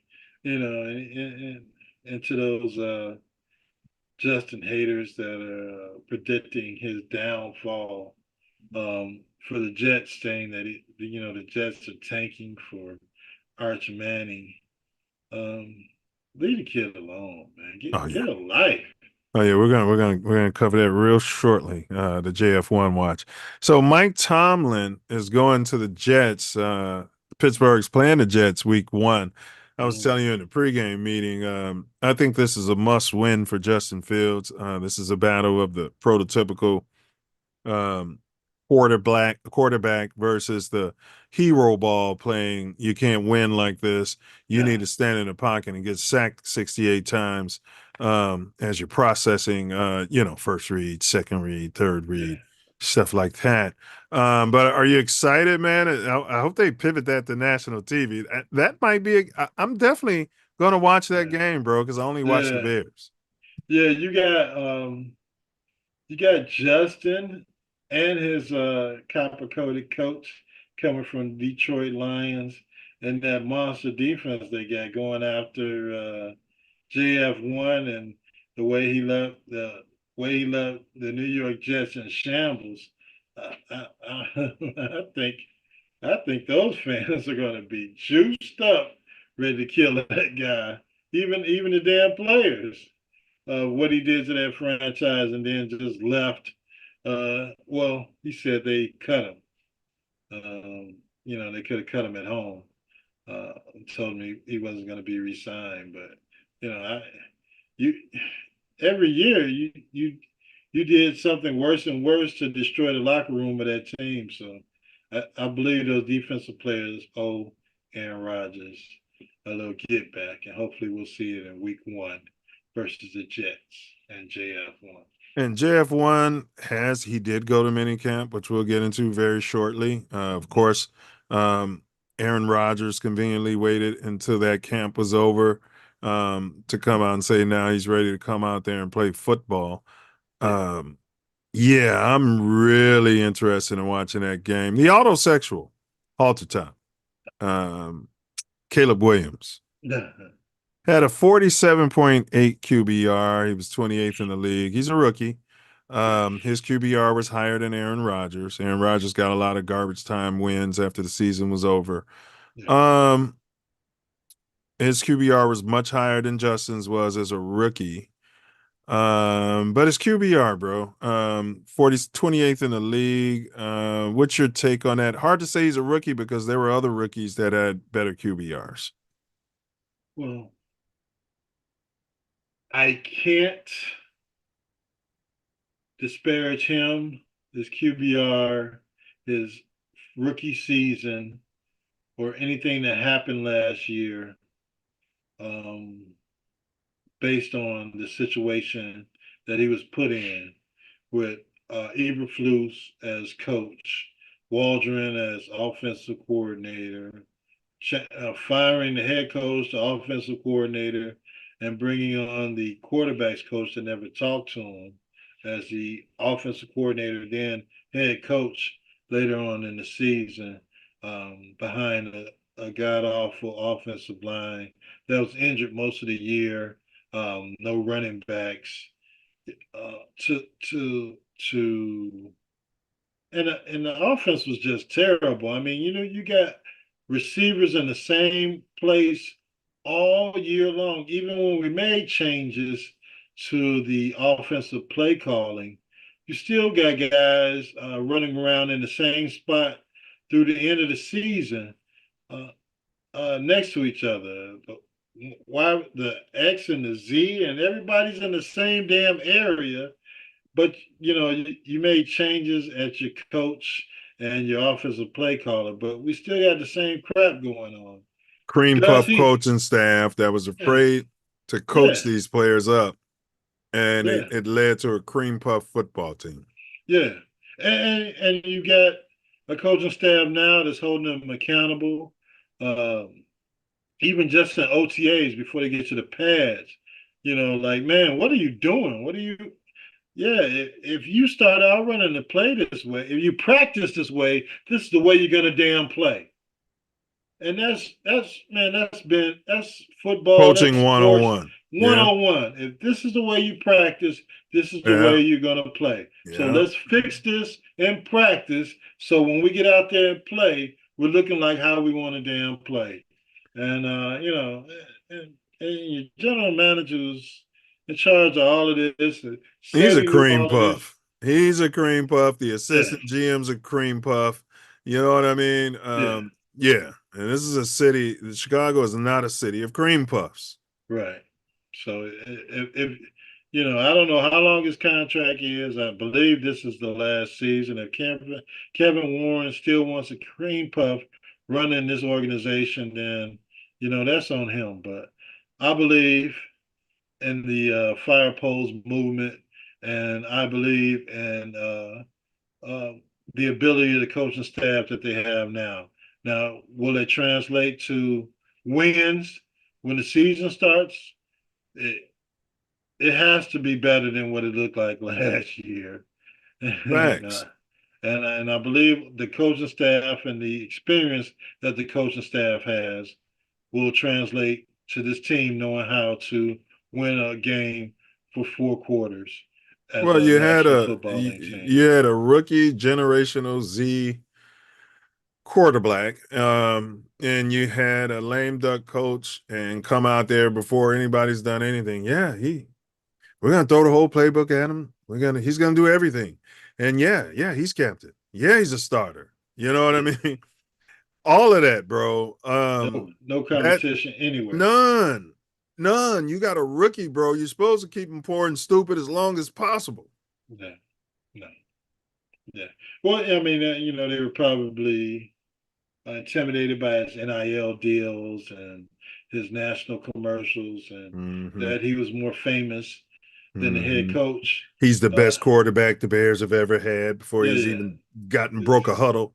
He's going to break Sid Luckman's records and all this. Yeah, Sid Luckman didn't win either, man. We need to win some damn football games. Man, and Sid was putting up those numbers in 14 games. Yeah, so come on. Sid changed the whole the reason people throw the ball around like the way they do is because of Sid Luckman and showed everybody that it's possible, and the Bears don't get any credit for that. Right. And all you fans out there, when I tell you a Bears fan, I don't need your pot shots. I'll be treating their ass. Oh, I'm sorry you're a Bears fan. You know what? I'm sorry you're a jackass. You know what I'm saying? And don't know the history of sports. Well, I don't get that around the country. I mean, anytime I run into, I'm always wearing my Bears paraphernalia when I'm traveling. And, most Bear fans they may feel sorry for themselves, but they can't come at me with no damn crap. I'm sorry. Yeah, this is LA. It's a different entity. Yeah. So, JF1, man, they're raving about him in camp. Okay. I think this is his 5th season. He's getting paid about the same as Aaron Rodgers. They're raving about him in camp. They said he's doing everything in their ass. He's making throws. He's running the ball. You know what I mean? I don't know, man. What's your take on this? Will they make the playoffs? Well, winning football games is a process. I thought he was in a good system or in a good place in his career when he got with Mike Tomlin. But unfortunately for him and Tomlin and the Steelers organization, it didn't work out or whatever happened. But now he's starting over with Aaron Glenn, a strong defense. He's got running game. He's got passing receivers. Yeah, he's got the guy he threw at in college. Yeah, he's got talent around him. So it's up to him to get it done now. Hopefully, the coordinator that they brought in on the offensive side gels with him and the head coach, and they go out and win some damn football games. And we don't have to hear this crap about, he's a one-read quarterback. He can't do this. He can't do that. He can't do that. He can't do this. He's been in a damn new system every year of his career with some terrible idiots running his offenses, and you had the Nagy time and the Getsy time and the Waldron time. And I don't know who the hell the coordinator was for the Steelers last year, but he started them out 4-2. And then they took him out, they took him off the field for the rest of the year, just on some mop-up time, So we'll see. I find it interesting that we're real quick to say Justin can't play because all these teams moved off of him. But I've never heard one person say Aaron Rodgers can't play because Green Bay and the Jets moved off of him. Well, he's dropped dead gorgeous. Yeah. So the offense coordinator for the Jets, the brother hired Tanner Engstrand. He was the former passing game coordinator in Detroit. So I guess, he liked his philosophies. But if it was me, I would have hired the former passing game coordinator for the Bears, who hadn't talked to Caleb Williams until they made him head coach. That blew my mind. I've never talked to him. Bro, I've never talked to him either. I live in L.A. That's you see him every damn day. Yeah. Then they made him the offensive coordinator. Then they made him the head coach, and this guy never talks to the damn quarterback. That's crazy. And he was already the passing game coordinator. Yeah, that's another mark on your general manager. Yes. What the hell's that was going their on plan. We don't want everybody in Caleb's head. Yep. Yeah. We don't want this copper-colored mentor. Yeah. Being able to tell him, bro, you run around here like a little bitch. For sure. Absolutely. And that's the way it looks.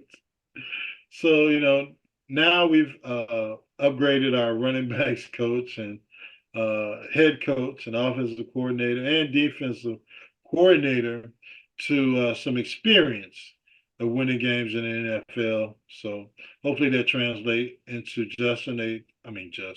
into Caleb. They've already changed his stance, his left foot forward as he's coming out of huddle. Yeah, they told him we're doing it my way. You're not doing it your way. Yeah. This is the Bears. This is our team. This is my team. This gives a damn what you did at USC and or high school and or whatever the hell they did last year. Those guys they got fired. Yeah. That's a good point, bro. You can't come around a job talking about we had my old company, we did it this way. I mean, you could suggest it. Yeah. But at the end of the day, if they don't agree with it, you got to do what you got to do. Yeah. And you're a second-year quarterback. You're still looking for the next contract. I don't give a damn who you are. But everybody's still raving about his arm talent. Hopefully his mental capabilities catch up with the arm talent and the playbook that they're creating for him and spell some wins for the Chicago Bears this season. I need that autosexual SOB to be a game manager. I sat there and I watched Tom Brady do it. I watched all the great quarterbacks be game managers first before they start coming out there trying to be Michael Jeffrey Jordan. Yeah. And yeah. Well, he was in a situation where he was the greatest of all time before we even laced him up.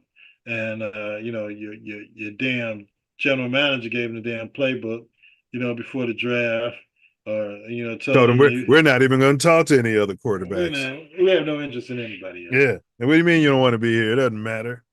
You know what I mean? He stalked him.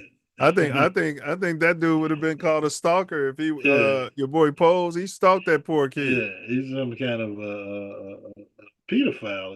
It sounds like. Because I told you, I said, man, if it's true, I said it then, Ace, if it's true that this kid don't really want to be here, Pole should have done the right thing and released him to his destiny and took whatever Washington would have gave him and settled for Jaden Daniels. Settled for Jaden Daniels. Wow. Or taking a whole damn haul. You know what I'm saying? Like, bro, you saying your number one goal is having people who love football, but you never considered having someone who loves the Bears, who really wants to be a Bear, who really, who's not buying into the narratives, who comes out there and says, like Michael Jeffrey Jordan said, this is the greatest sports town ever, and I want to bring a championship to these people. Yeah. JF1 here wanted to be a Bear. He had a chance to give him your coach a defensive tackle who wanted to come here and kill as a Bear. And we could have had the haul. Come on. You're in an interview, Self. Yeah, I mean, Ace, you're in an interview telling the people. They asked him at a podcast, would you, how many Bears fans would you kill to win one Super Bowl? And, he's signing off on it. You know what I mean? Like, bro, you're going to kill the customers to deliver product? Like, bro, it's something wrong with you mentally. Yeah. My sentiment on that SOB. Yeah. DJ Creeper said, he said it first, Indiana teams, the Pacers and the Fever, will win championships this year. He said that before the year. And he said, watch, it's all rigged, and this is a money cow for the W. All right. Yeah. It could be. I mean, the Fever came in town and beat the brakes off the Sky last night, and in the sold out United Center, and Caleb Clark sitting on the damn bench. Although the point guard got hurt last night, but we had no backup guard play after she went out. So did your girl play? Barbie? Yeah. Angel Reese? Yeah. Yeah. Come on. She played. She played in the other 6'6" Brazilian. But they need some guard play there in Chicago. And I don't know why they let Teresa Weatherspoon go, but this new coach they got. Yeah. All right. So Bucky Brooks from ESPN. He ranks, this is the top 5 new quarterback play caller duos that defenses should be most concerned about. Let me ask you this before you get to this. Yeah. Bucky works at the same network as Booger. Yeah. Okay. Yeah. Go ahead. So Caleb and the smartest NFL coach in NFL history, Ben Johnson. That's number 1. Okay. Drop dead gorgeous. JJ coming off a knee injury. I still don't know why he was drafted so high. McCarthy and O'Connell, who Caleb wanted to play for, is number 2. All right. JF1 and Ingstrom, the passing game coordinator from Detroit, is drop dead gorgeous. Okay, so he's going to be given all the credit for JF1's improvement. Yeah, he's going to get all the credit. Ben Johnson's been brought in to be the architect behind Caleb. You see how they do that? Yeah. And then you got Ward. He can't do it on his own, but he's got Callahan. Drop dead gorgeous. Yep. All drop dead gorgeous. And then you got the drop dead gorgeous Trevor Lawrence and Cohen. Drop dead gorgeous. So this list, bro, they were talking about it on the sports shows. I'll think of the name soon. Everyone had a problem with Justin Fields being where he is. What's your take on this list, and how would you flip this around, if at all? Yeah. I'll probably take the 2 rookies off. or push them at the end. Take them all. I take Well, you got to JJ have out. top 5. Oh, it says new QB play. Yeah. Okay. No, I got you. So they're new paired together. So Rodgers and Mike Tomlin aren't on here because Mike Tomlin's poor and stupid. But go ahead. Yeah. I would be more concerned probably about Justin than JJ O'Connell. And definitely, I don't know who Cohen is. Trevor Lawrence is Trevor Lawrence. He's making $50 million a season, so I don't know what's going to improve in his game. He's got Travis Hunter. He's got a stud out there. He can just run out there and create and be lost and just throw that thing up in the air. And he's got a damn alien out there that's gonna go and get the ball. So. Yeah. He said he's been shining on defense because I don't think they're putting in offensive packages for Hunter yet. But they said that Mark has been dominating without pass. They said he's dominating out there, bro. This is why I wanted to take the haul and bring in a Travis Hunter and a Shedeur Sanders and kept Justin Fields. You know what I mean? But nobody wanted to listen. Yeah, they wanted the generational Merce carrying, off the top wearing quarterback here in Chicago. Autosexual. Well, so you're okay with Caleb being number 1 on this list as opposed to JF1, probably because of the Ben Johnson factor? Yeah, because of the improvements that to the O-line, made to the O-line. Well, and they went out and got him a drop dead gorgeous tight end. Got a slave job, got an overseer as a defense coordinator. Yeah, they got a head coach at defensive coordinator, and you're looking at getting Plant Komet out of here in the next year or two, maybe next year, if you drop dead gorgeous number 1 pick from Michigan comes in and does what they think he's going to do. So yeah, he's hurt. So you got Caleb. You got Caleb number 1. Yeah.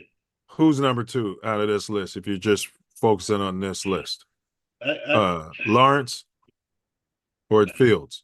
They're both in the same draft. One of them got paid lots of money. One of them is number 1 overall, was generational X, and the other one, we moved up to get him. I'm going with JF1. All right, based on his the weapons that he's being given. And the Jets got a decent offensive line. Yeah. And him with his offensive skills and ability to run, create, play make, yeah. So and he's been trending up every season. Yeah. In a new offensive system every season. I never hear anybody make that excuse for Justin like they do these other drop dead gorgeous quarterbacks. So you got Caleb 1, Fields 2. And then I'll put Lawrence. I agree with you on getting these rookies out of there. Yeah. So I'd put Lawrence at 3.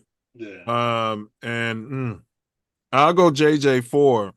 Yeah. Because Ward's a true rookie.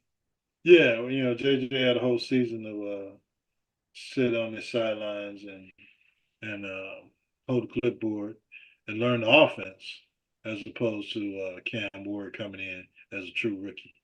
So, yeah. Yeah. And it wasn't a bad list. I think I probably would have had Aaron Rodgers on that list, though, with Mike Tomlin or whoever their offensive coordinator is. I would have had to have them on there too, bro. Yeah, right. If you're going to tell me who I'm concerned with as a defensive coordinator. Mm-hmm. Now, what about Geno going to the Raiders? And they brought him up on the show, and nobody, you guys are Geno. Geno. Yeah. Damn his numbers and his stats and all that. Yeah, Geno's gonna be out there with those 2 damn tight ends and Genty at running back, boy. And a great defense behind him, you know what I'm saying? Yeah, we'll see. Yeah. All right, hold on. I got something for you. We're talking about the top 5 duos new coaches duo. So let's see. Big ups, Cameron Wild. So this is it. Air quotes. Karen, can you pull up the video? Okay, here we go. Get your take on this. This is them discussing this. My main issue was Field, but Daniel Jones in Indy. He never really had a good chance, and there was always a new coach, a new coordinator, and he didn't have many weapons. I don't understand the Fields optimism. I think Justin Fields has had a lot of opportunities to show he's more than the exact player he was as a rookie. You think? He started a lot of games, man. The Bears are the coaching regime he was under. The Bears were with Caleb. They got booted out. Then he went to Steelers, who have no idea what they're doing on offense. Too. We think Aaron Glenn's going to be a good coach. I think maybe even if they start winning games, it's kind of going to be like he's not going to be leading them. I think it's fair to say that a guy, almost 5 years into his career is who he is. And I think Justin Fields, we know who he is. I hate to say I hate to say it, but I think Brew, bro, is a Sambo. I hate to say it. I don't know if he has the ill intent because he's like a Christian. They say he's never lied. He did, blah, blah, blah. He's a great man. I get it. But, bro, that's why he's got that job, bro. He'll come out there and not add any balance. It takes the pink man to come out there and say, wait a minute. He's playing for some idiots. Yeah. And you sat here and made the same excuses for Daniel Jones, who's a bum, Right. Danny Dimes. Yeah. And can't see it for Justin Fields. Yeah. I don't get it. And I just don't understand Justin Fields' hate. I don't know who. He ran the ball for too many yards, bro. They was trying to do the same thing to Lamar Jackson. They can't have another Lamar Jackson. Oh, my gosh. If he ever gets a coach that understands winning and how to win and how to use the talent on his team to win, yeah. I thought Eberflus, I didn't think he was bright enough, but I didn't think he was stupid enough to let Justin go. And he's perfect for a defensive coach that wants to win by wearing the other team down and then bring your defense down there to beat them up too. And then next thing you know, you got a chance to win at the end of the game. But yeah. Eberflus hired 2 offensive coordinators. One of them got fired twice. Yeah. Well, he was an idiot. Waldron. Yeah, Waldron and Getson. And then Dick Enward. Yeah, Dick Enward was the idiot. He wanted Justin to be Patty Mahomes. Uh-huh. Yeah. He wanted to call plays like he was calling for Patty Mahomes. That's like me taking a 2-guard and we're gonna run the same stuff we ran for Michael Jordan. You know what I mean? Yeah. Jordan would have dunked on Shaq there. Yeah, You know what I mean? He'd have shoved that finger right back in Mutombo's face. Yeah, the biggest gripe I had with the Bears is they never supported their quarterback, bro. And anybody that thinks, I don't support Caleb is wrong, but this is all for balance. I'm zooming out here. This is how it feels to not have your quarterback at the helm, get support and get defended like you would do any other player. Your boy, Ryan Poles, came out there, bro, and threw Justin Fields under the bus. The head coach, they let Waldron whisper that it was all Justin Fields' fault. The Raiders could have taken Justin Fields, but Tom Brady doesn't want to have nothing to do with him. Mm-hmm. Yeah. Because he runs too much.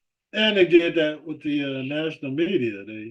When they were playing on Monday night the year before. Week after week, it was disgusting. Yeah.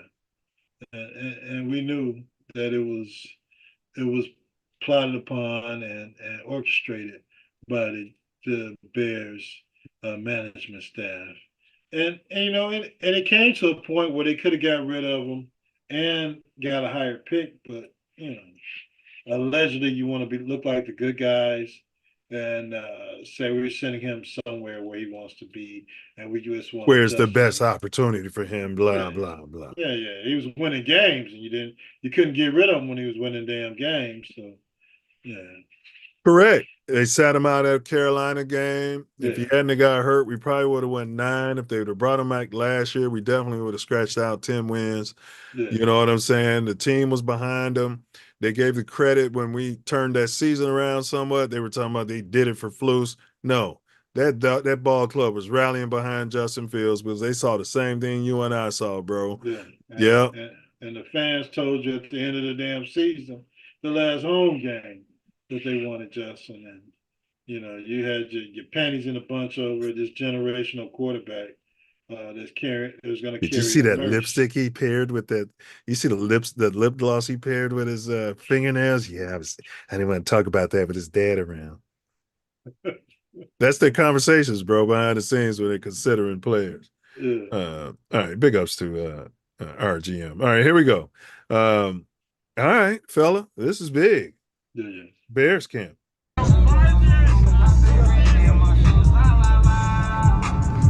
Oh! Big fella. Athlete. Back it up. Offset to your right, square it up, and let's go to work. Everybody get one shot. Here we go. Hit it. Right. Good. Good. Next man up. All right, you gotta clean it up. Hit it. Right. Don't do it. Drive the bag. You see Johnson straightened the bag out. First guy didn't. He let him slide. And this is how you fix this shit. Johnson got out there and showed leadership, straightened the bag out.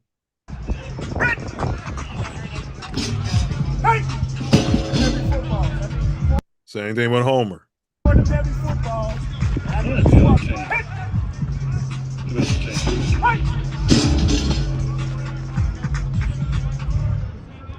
That 25, see? Yeah. You sat there and watched everybody else straighten the bag out, and you're going to leave it like that for the guy behind you. You can't let that slide. Keep watching.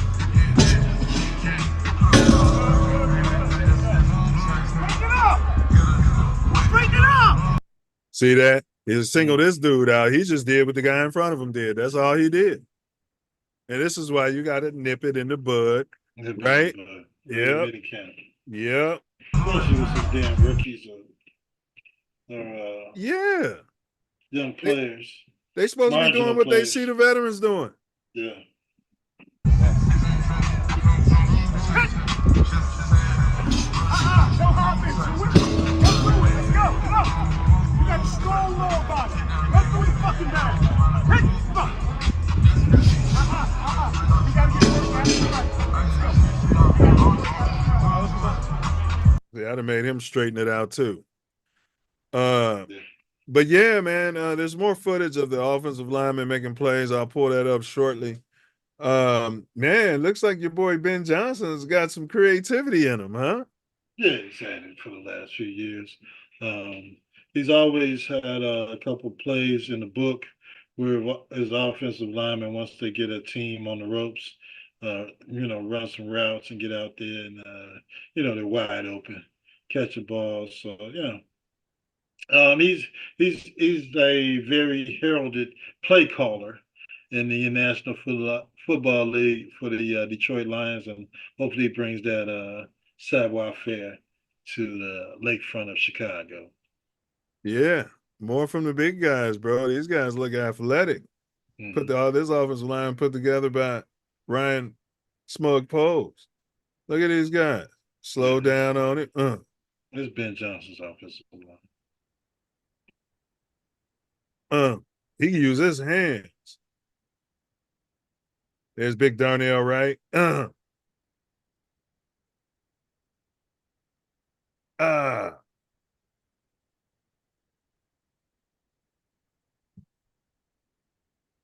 Yeah. There you go there, fella. We got the big guys, man. They probably gonna be making some fridge plays. Oh yeah. I mean, they had the fridge play going last year until they handed the damn ball to the offensive lineman. in Washington. That was another boneheaded play, and he fumbled right on the damn goal line instead of giving it to Roshan Johnson that they've been doing all damn season. So I just think we're going from IQ of 0 Mhm. to IQ of winning football games with the new coaching staff, and I just can't wait till they can put pads on and get it done during the season. And we're going to give Coach BJ a grade here really quickly for what we're seeing so far. There's a narrative out there in Bears land that, this is the best coach, greatest coach the Bears have ever had that I've seen in my lifetime. God bless the Chicago Bears fans, man. Caleb was the greatest quarterback ever. The guy hadn't played a preseason game. Man. Y'all throw that word around a lot, but I'm the yeah, world's greatest. man.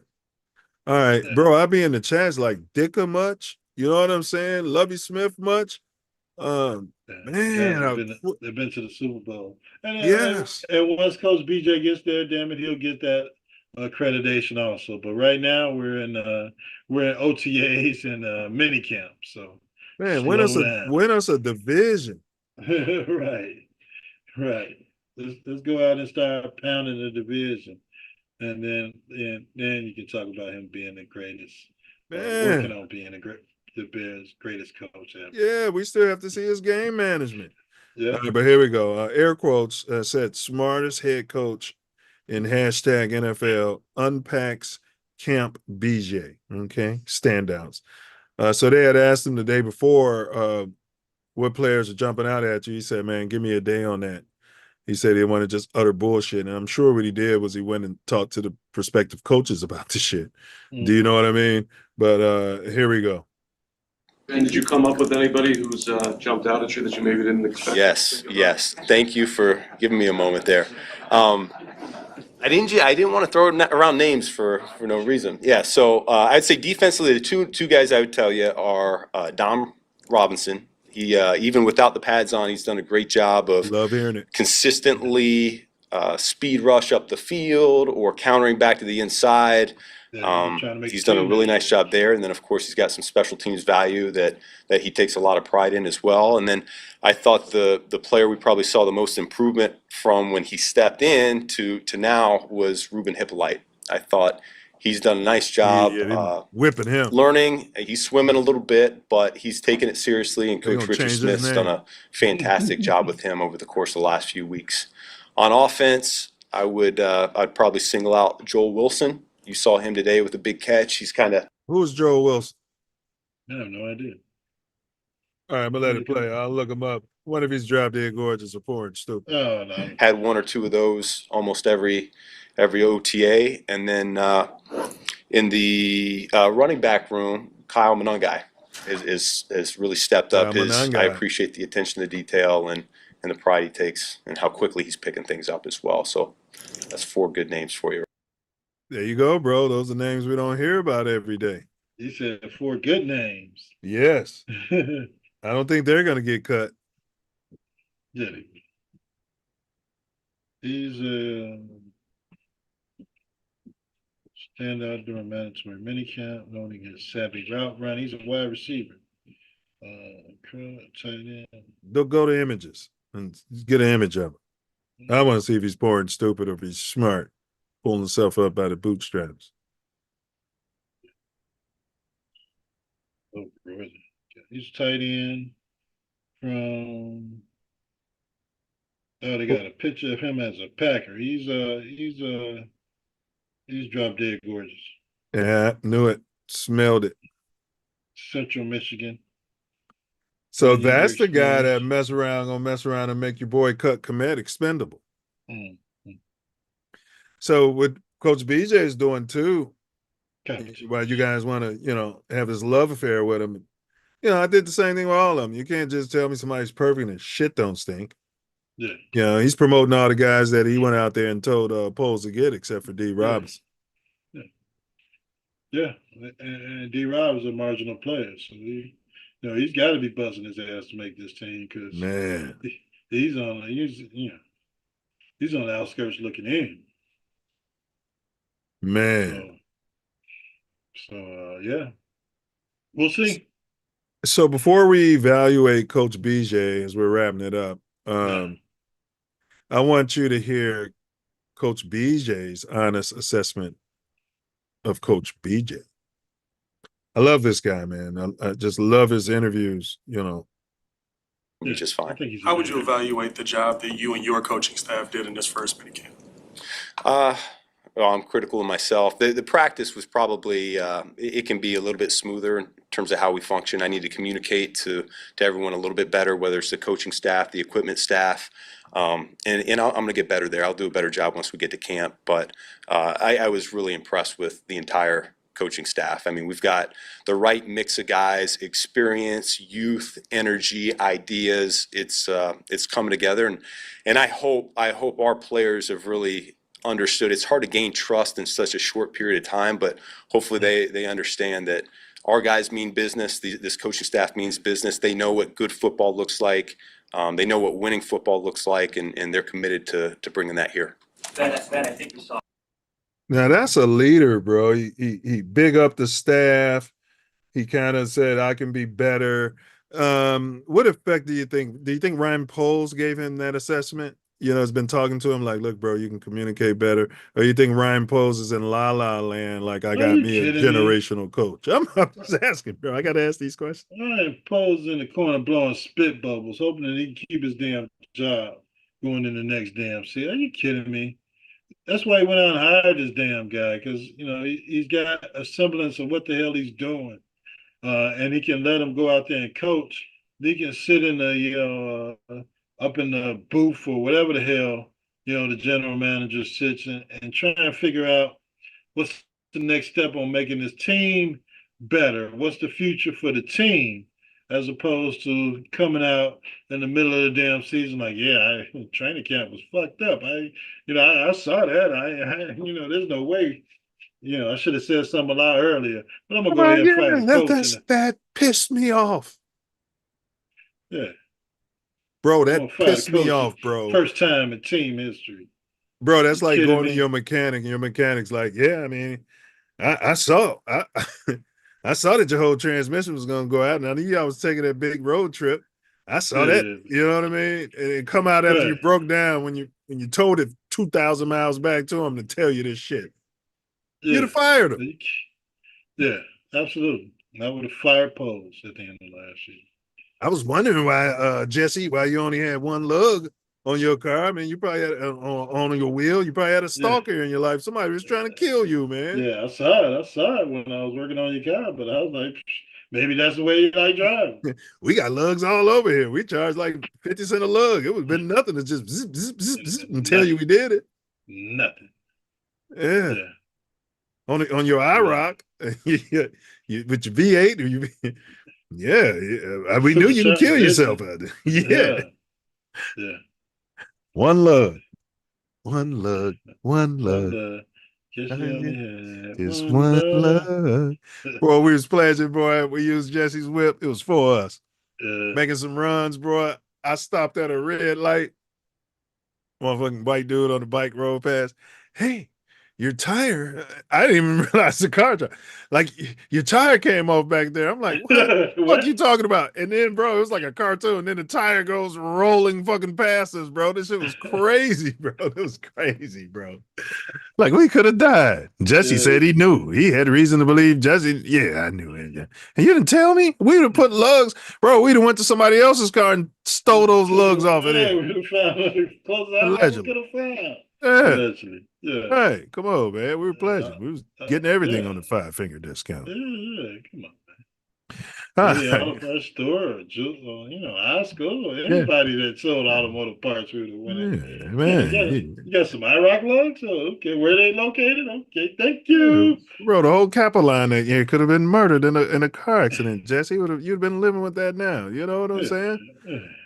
Yeah.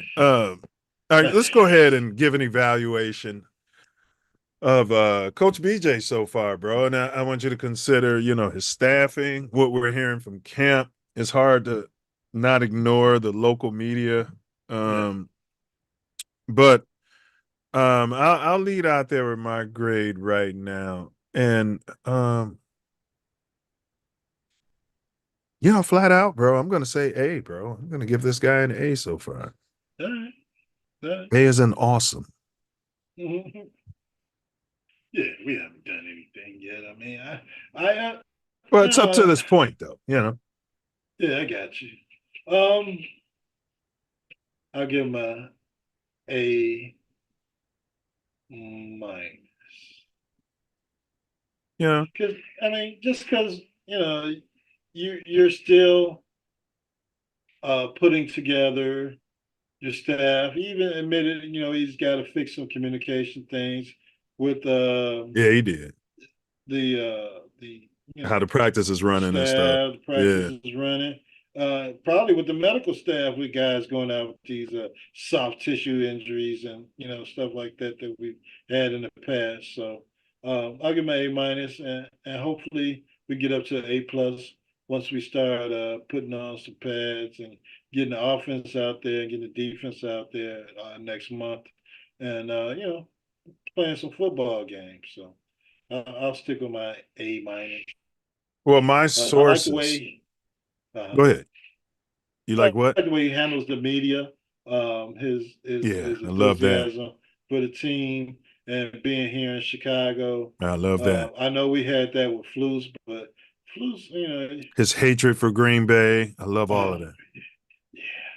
And we knew Flus was an idiot after a certain amount of time. Yeah, he downplayed all that.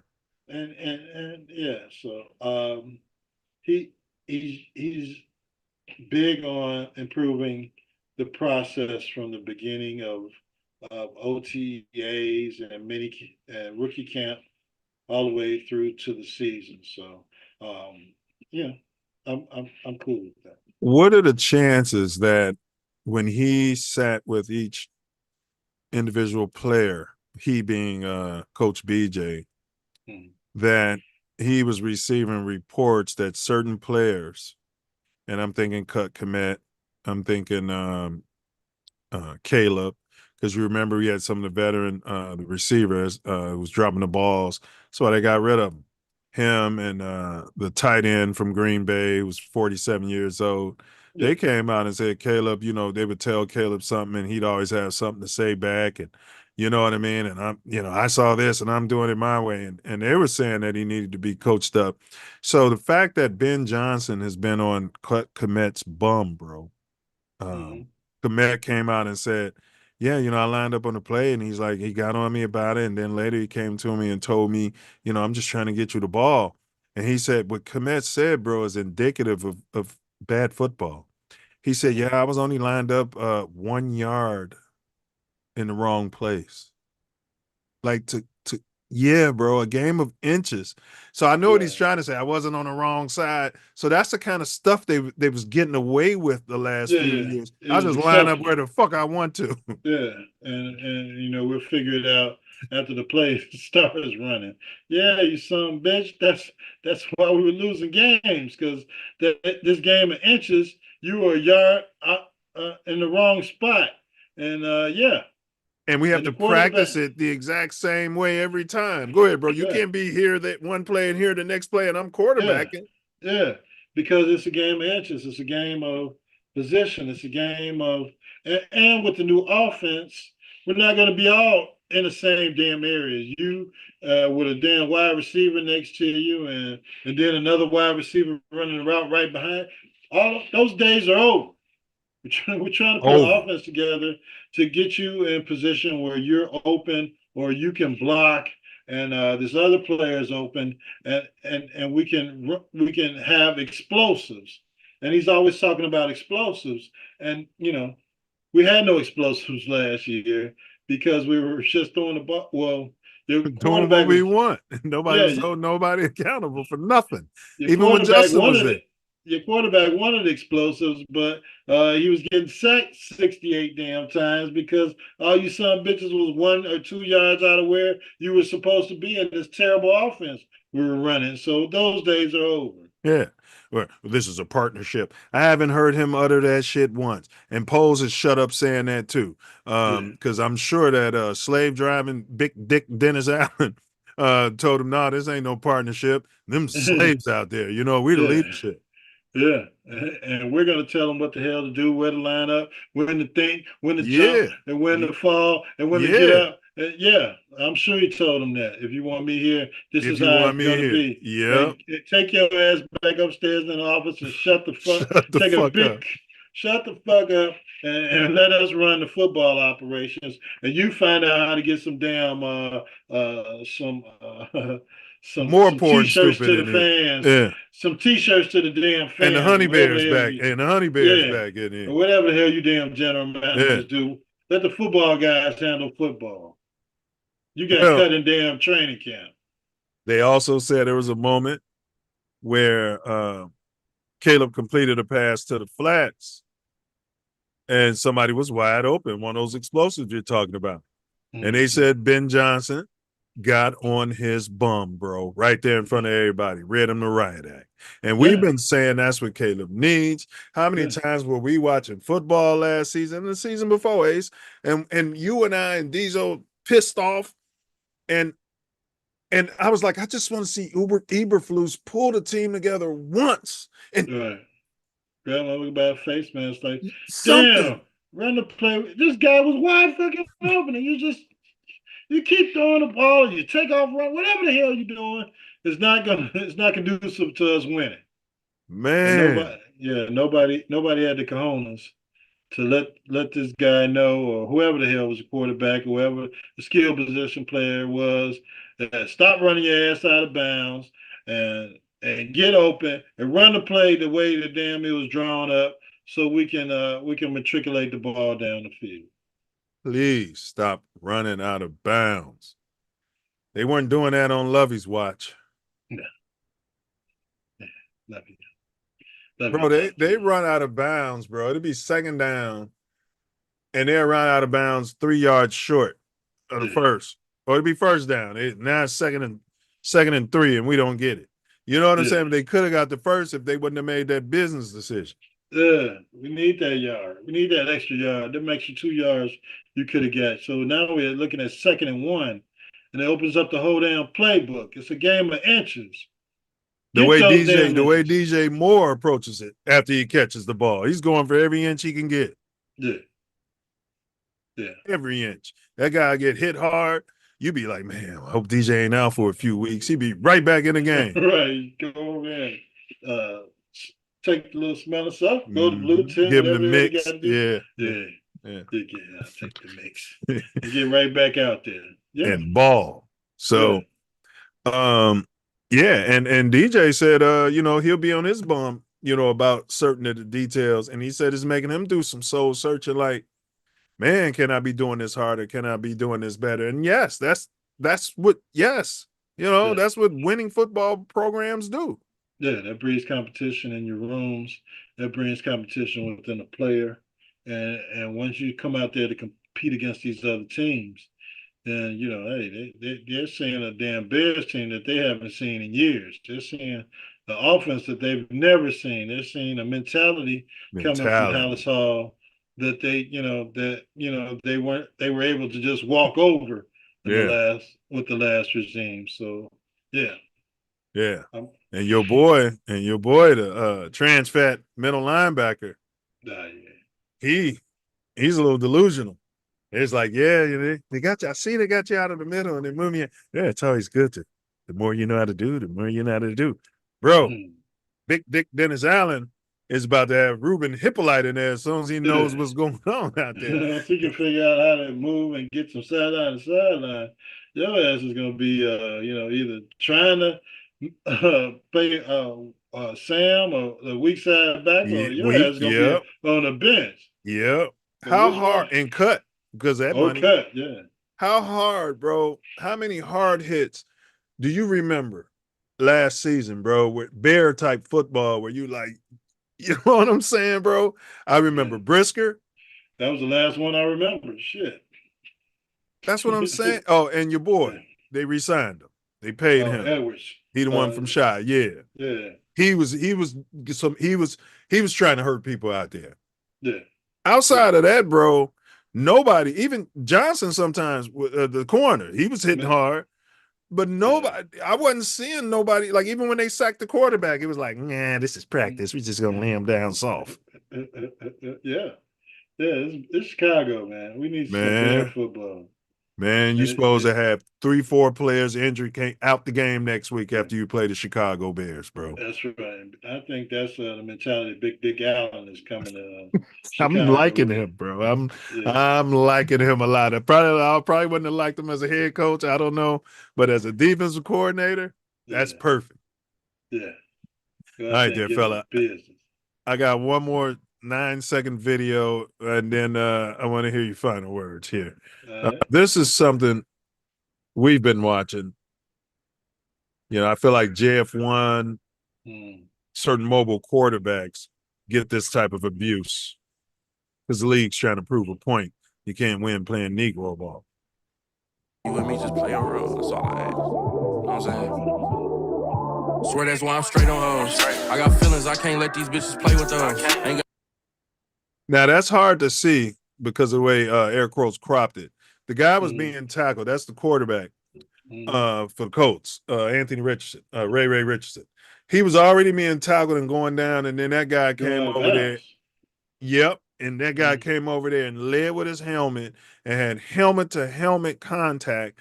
Not only was there no flag thrown, Ace, the other coach wasn't. Now, you saw offensive lineman. I love the offensive lineman. He was over there in that dude's face. But I'm asking America, and I'm asking you, why doesn't that get flagged? You know, they'd say, well, he was a runner. You can't hit a running back like that no more, or a receiver. No, the rules have changed, and they know the rules have changed, but it hasn't changed for your copper-coated quarterbacks. They're put on some kind of higher level as far as Which hits are punishment concerned. you can give them. Yeah. You go out there and give them the business if they're out there running around with the football. That's not what a quarterback does. I don't know. That mentality is just coming from the head official, or that's what they're talking about in their damn meetings. But the league doesn't want quarterbacks hurt. So the league doesn't want quarterbacks hurt. Why are you letting a guy come over and leave with his helmet and hit a quarterback out of bounds to the point where, Ray got hurt so many times last year that, he had to sit out a considerable amount of time during the season. So yeah, they want to teach him a lesson. Stop running. Stay in the pocket. Stay in the pocket. Stop running. Yeah, you talk to his coach about that. You talk to the team about that. But your mandate from the league is that quarterbacks are a precious commodity, and they're okay as long as they're in the pocket. But as soon as they come out of the pocket, you can helmet to helmet. Yeah, come on, man. You can't do that with anybody. You trying to tell me if Tom Brady, Joe Burrow, Jared Goff, the quarterback for the Rams, ran on 3rd and long and got that first, and they were being tackled, somebody and a pouring stupid guy came in there and hit them like that, it would have been a penalty and a fine. And an ejection. You'd have been thrown out of the damn game. And a fight. All the linemen would have been over there. Now, there was a jackass in the comments said, Mahomes gets that call, and that's, first of all, Mahomes is he's half white. Okay, I'm gonna throw that out there. He stands in that pocket and plays that football. He doesn't play Negro ball as much. And third of all, he's won 4 or 5 chips. Yeah. Okay? Yeah, he's got to get that damn call. Right. And if he doesn't, who does? Right. Right, that's what I'm saying. Right, Yeah. right. But you can't hit J.J. McCarthy like that. Right. Well, we know why you can't hit J.J. McCarthy. We don't know what's in the head referee's heart. We don't. All right. Yeah, any other things on that? And then go ahead into your final words, bro. All right. Well, my fun. Yeah, it's just amazing the hits that we've seen Justin take, even Caleb take. Even Caleb, I was just about to say. Last season as quarterback of the Chicago Bears, and there has been no uproar, no upheaval by the league. Whether it's a poor stupid hit them or some drop dead gorgeous linebacker out there hitting them and giving them the business to the point where you would consider this a malicious hit. At the beginning of the year, you come out with these rules. You come out with the rules that quarterbacks are pretty much untouchable. Now, when they leave their pocket, yes, you consider them a runner, but, not to the point where you're leading with your head and knocking them out of bounds. So I have no idea why this continuously is allowed to happen and whether it will continue to happen this year since they're watching the show. But hopefully that, is pointed out in the rules committee that even these copper-coated quarterbacks have to be protected when they leave the pocket trying to win damn football games. They're not damn running backs. It's a quarterback with the ball who's trying to matriculate it down the field. That gives you no right to throw an illegal hit on them and for it not to be called just because he's a copper-coated quarterback. And I bet the Colts didn't even send tape to the league on that play. This is the way Eberflus used to stand there and take it up the bum when they were abusing the crap out of Justin Fields. Yeah, I was like, oh man, that was a tough hit. Anybody, you want to go and check? I'm a defensive guy. I wish my players played hard like that. No, man, it's a shame the way our brothers are treated as quarterbacks in the NFL, especially they're all mostly young guys trying to figure out how to win games in the NFL and how to win games in this league, and just to be out there with no protection because the play is broken down. They don't have an offensive line or there's no one to throw to, but they have the special innate ability to make a play with their legs or even, get out there with their legs and still throw the ball. They still take hits that they're not supposed to take. And it shortens their career. I'll tell you, like Cam Newton was talking about it, bro. That's why they blackballed Cam. Mm-hmm. If these guys, Flacco and them, can still be in the league, Cam should still be in the league, bro. But they would knock the crap out of Cam, bro. And then the announcers be like, well, he's big and it's hard to bring him down. Ex-quarterback. 6'6", 250 pounds. Yeah. He sure can't take some punishment. Yeah. Yeah. There's no way Tom Brady's gonna get hit the way Cam Newton get hit. And Brady was 6'4". Yeah. Drop dead gorgeous. Smart. Pulled himself up by the bootstraps. Yeah. Did it all on his own. Nice. On the way to becoming a billionaire. God bless. And nowhere else. Make America great again. It's going to be huge. But, my final word is happy the players are finally getting paid. It's something that the NCAA should have been doing for years. Giving these kids an opportunity to make some of the money that they're raking in at these damn universities, at these football games, selling parking and football tickets and basketball games, concessions and selling their jerseys and images, video games, and likeness and there's no reason, as we saw back in our era, that kids would get fined or suspended for a fucking Chevy Blazer. We're not even talking about a Lambo.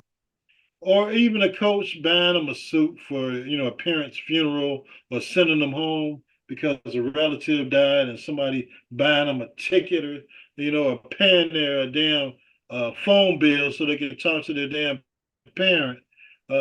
Before there was all these cell phones and unlimited minutes and times. So as the world has progressed, I guess we've gotten to the point where the players and these student athletes are taken care of. But now, now it's time to go a step further and take care. If they're making money for the university, set up some health care for them, because all of them aren't going pro. And even the NCAA has commercials that, they have X amount of student athletes participating in these sports. but all of them aren't going pro, and there was particular sports that are going pro in life. And some of them are hurt going into their future years. They're hurt physically, where they need health care for the rest of their damn lives with some of the injuries that they take in the NCAAs and performing for their schools. And some of them are mentally challenged by, being big time athletes and the pressures of performing in these situations. So there are services along with the money that's needed for these student athletes from the time that they step foot on campus to the time that they leave campus to the time that they progress on into the world of being model citizens. And this is a start, and I hope we get to the finish. Besides NIL, like I said, besides them being paid while they're in school, I think these athletes need to be taken care of by these schools for pretty much the rest of their lives, based on some of the atrocities that they face on their bodies and mentally, trying to compete to be world-class athletes, or just to win a conference or win a division or whatever they have to go through with coaches and battling other schools and battling to win championships, or battling whatever they have to do to keep their scholarships. So yeah, that's my final word. It's about time that the athletes get paid. It's about time that there should be something in place to take care of them after they're not athletes anymore for these particular universities. The NCAA will make money forever on these athletes and the programs and the football games and the hot dogs and the beer and the parking that they sell for every sporting event. So take care of these kids and make sure that they, after they leave with XYZ University, that they go out and become productive members of society, whether they represent your school when they go pro, or when they become a doctor, or become a teacher, or they become a parent, or they become whatever part of society that they choose to become. Make sure that they're taken care of, as long as possible, for them to be active members of society. So that's my final words on the NCAA. And pay, because y'all been raping and raking and pillaging off these kids for so many years. It's time for you to pay up. And shout out to Charlie O'Bannon, UCLA, who are one of the beginning authors of getting these athletes paid. And I don't know if he'll get the accolades once this is finally settled. But shout out to him. Oh yeah, his dad was the original Alonzo Ball. You talking about Ed O'Banion and Charlie O'Banion? Yeah. Shout out. Hopefully that his name will go down in history with getting this legislation passed and getting the ball rolling. It won't, because it would be called the O'Banion bill if they cared. Well, we know they don't care, but it's just a thought. It's just a thought, and hopefully the thought becomes an action. The action becomes a law, and the law becomes part of the future of college athletics. So, shout out Charlie O'Bannon and the O'Bannon brothers, and hopefully, this is a good thing for all student athletes, out there trying to, just get an education for one, and have the ability, those that are stars, to take care of their families, the future generations, and progress to getting their degree, their diploma, and moving on maybe to upper level studies, masters, doctorates, and hopefully this money that they're making and these new laws will help them matriculate on to the heights that, you know, their families and their parents and everybody wants them to see as they go into universities as student athletes. So that's my final word. Like, share, subscribe. Great final words, bro. And I couldn't help but think, I got to get Big Dennis Stalin on the show. Beta Nuke, former athlete at University of Illinois. And yeah, keep your camera on if you're going to do that. Former athlete at University of Illinois. You know, he came on the Self Love show. We got to get him on here. And he was talking about how much time is expended, you know, being an athlete at that level, right? So your son goes to college, he's going to be practicing, he's going to be working on his game.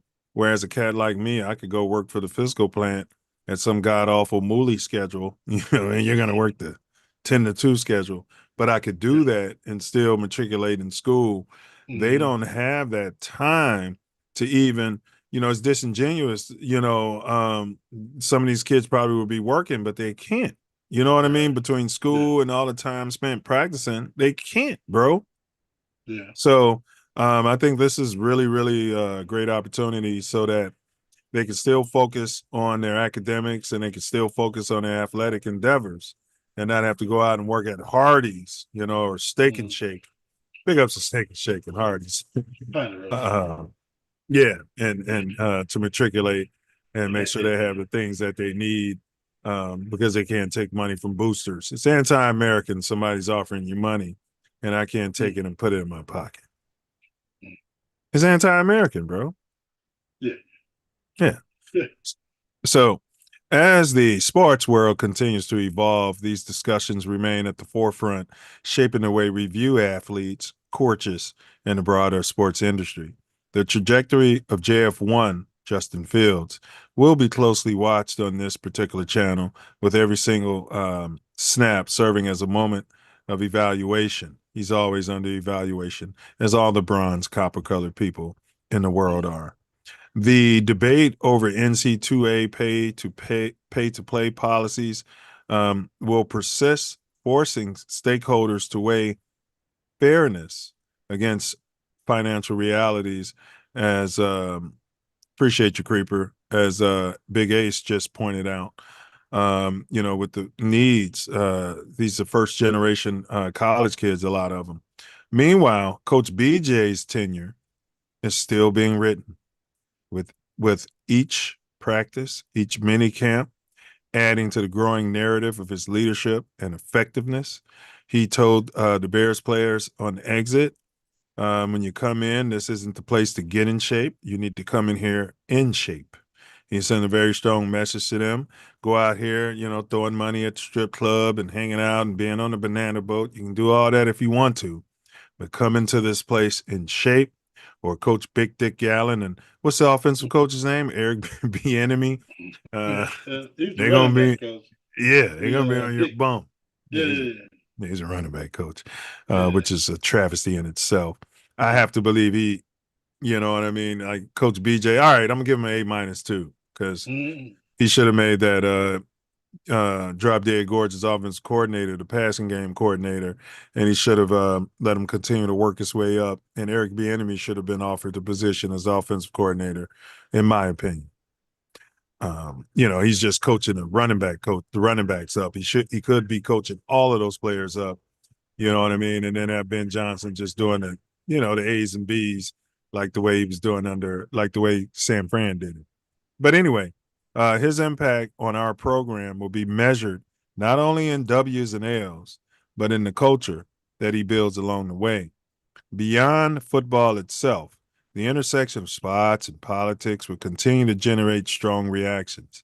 Athletes, fans such as myself, and organizations will grapple with the ever-present balance between competition and cultural influence, making social Spolitricks an undeniable force in modern athletics as we continue to kneel, stand up, and rack up for the rights of the copper bronze colored people in the United States of America. No matter where these conversations lead, one thing is for certain: spots remain a powerful reflection of larger societal dynamics. As the seasons unfold, these topics will demand further scrutiny, debate, and attention, which we do right here on This Ain't That Network, Mouthpiece included. We appreciate all the support and enthusiasm for this pod. Should you have any questions, concerns, or need further information, feel free to ask. Stay tuned, stay passionate, bear down, and as always, until next time, FGB to the highest level of F-ivity. Fire pose. All right. Creeper said, we will see if they take this game seriously. Bears need to show the F up. He added, eat the stuffing out the Packers. Only need 2 wins for respect. That's right. That's a Bears fan. That's a Bears fan. I mean, bro, I often ask people, you go 15-2, both losses against the Packers. You go 2-15, both wins against the Packers. Man, those seasons in my mind are barely different. You know what I mean? Bear down. Hey, man, hey, I'd be a lot harder. Y'all think I'm hard on Hottopics now? The autosexual? Boy, had he not gotten us that W in that last game of the season against the Packers, bro. Oh, boy. I'd be, shouting, bring back JF1. You kidding me? Yeah. All right. We'll see what he does this year. Next Yeah, month. I'm looking for great things, man. We finally got some men up there in the trenches, like you said. We got a man back there coaching. You know what I'm saying? So this should be really good, bro. All right, Karen, can you the producers are playing us off. Can you play us off here, Karen? TATN.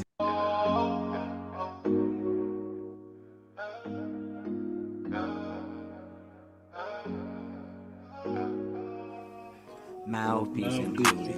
TATN. All right. Should you find yourself sliding through South Central LA? Damn, is that car driving by itself? Over here? Man, what if a motherfucker just stand in front of that car? It won't move and they take all your stuff from it. Or you might be, sliding through Inglewood in the shot. That's Inglewood with an E. I want to get you some blunts at the local corner store. Some 50-cent cakes. You better. Watch your back. Keep your head on a swivel. Check your 6. Check that blind spot. Use blind spot assist. TATN. Better guard your grill. TATN. Knowledge the people. TATN. Mouthpiece included. TATN. Guard your grill. TATN. Better guard your grill. TATN. Knuckle up. Mouthpiece included. TATN. And don't forget to. And don't forget to. And don't forget to bring your mouthpiece.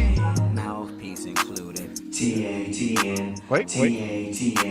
TATN. Better guard your grill. Free the guys. Free Larry Hoover. Free Jeff Horner.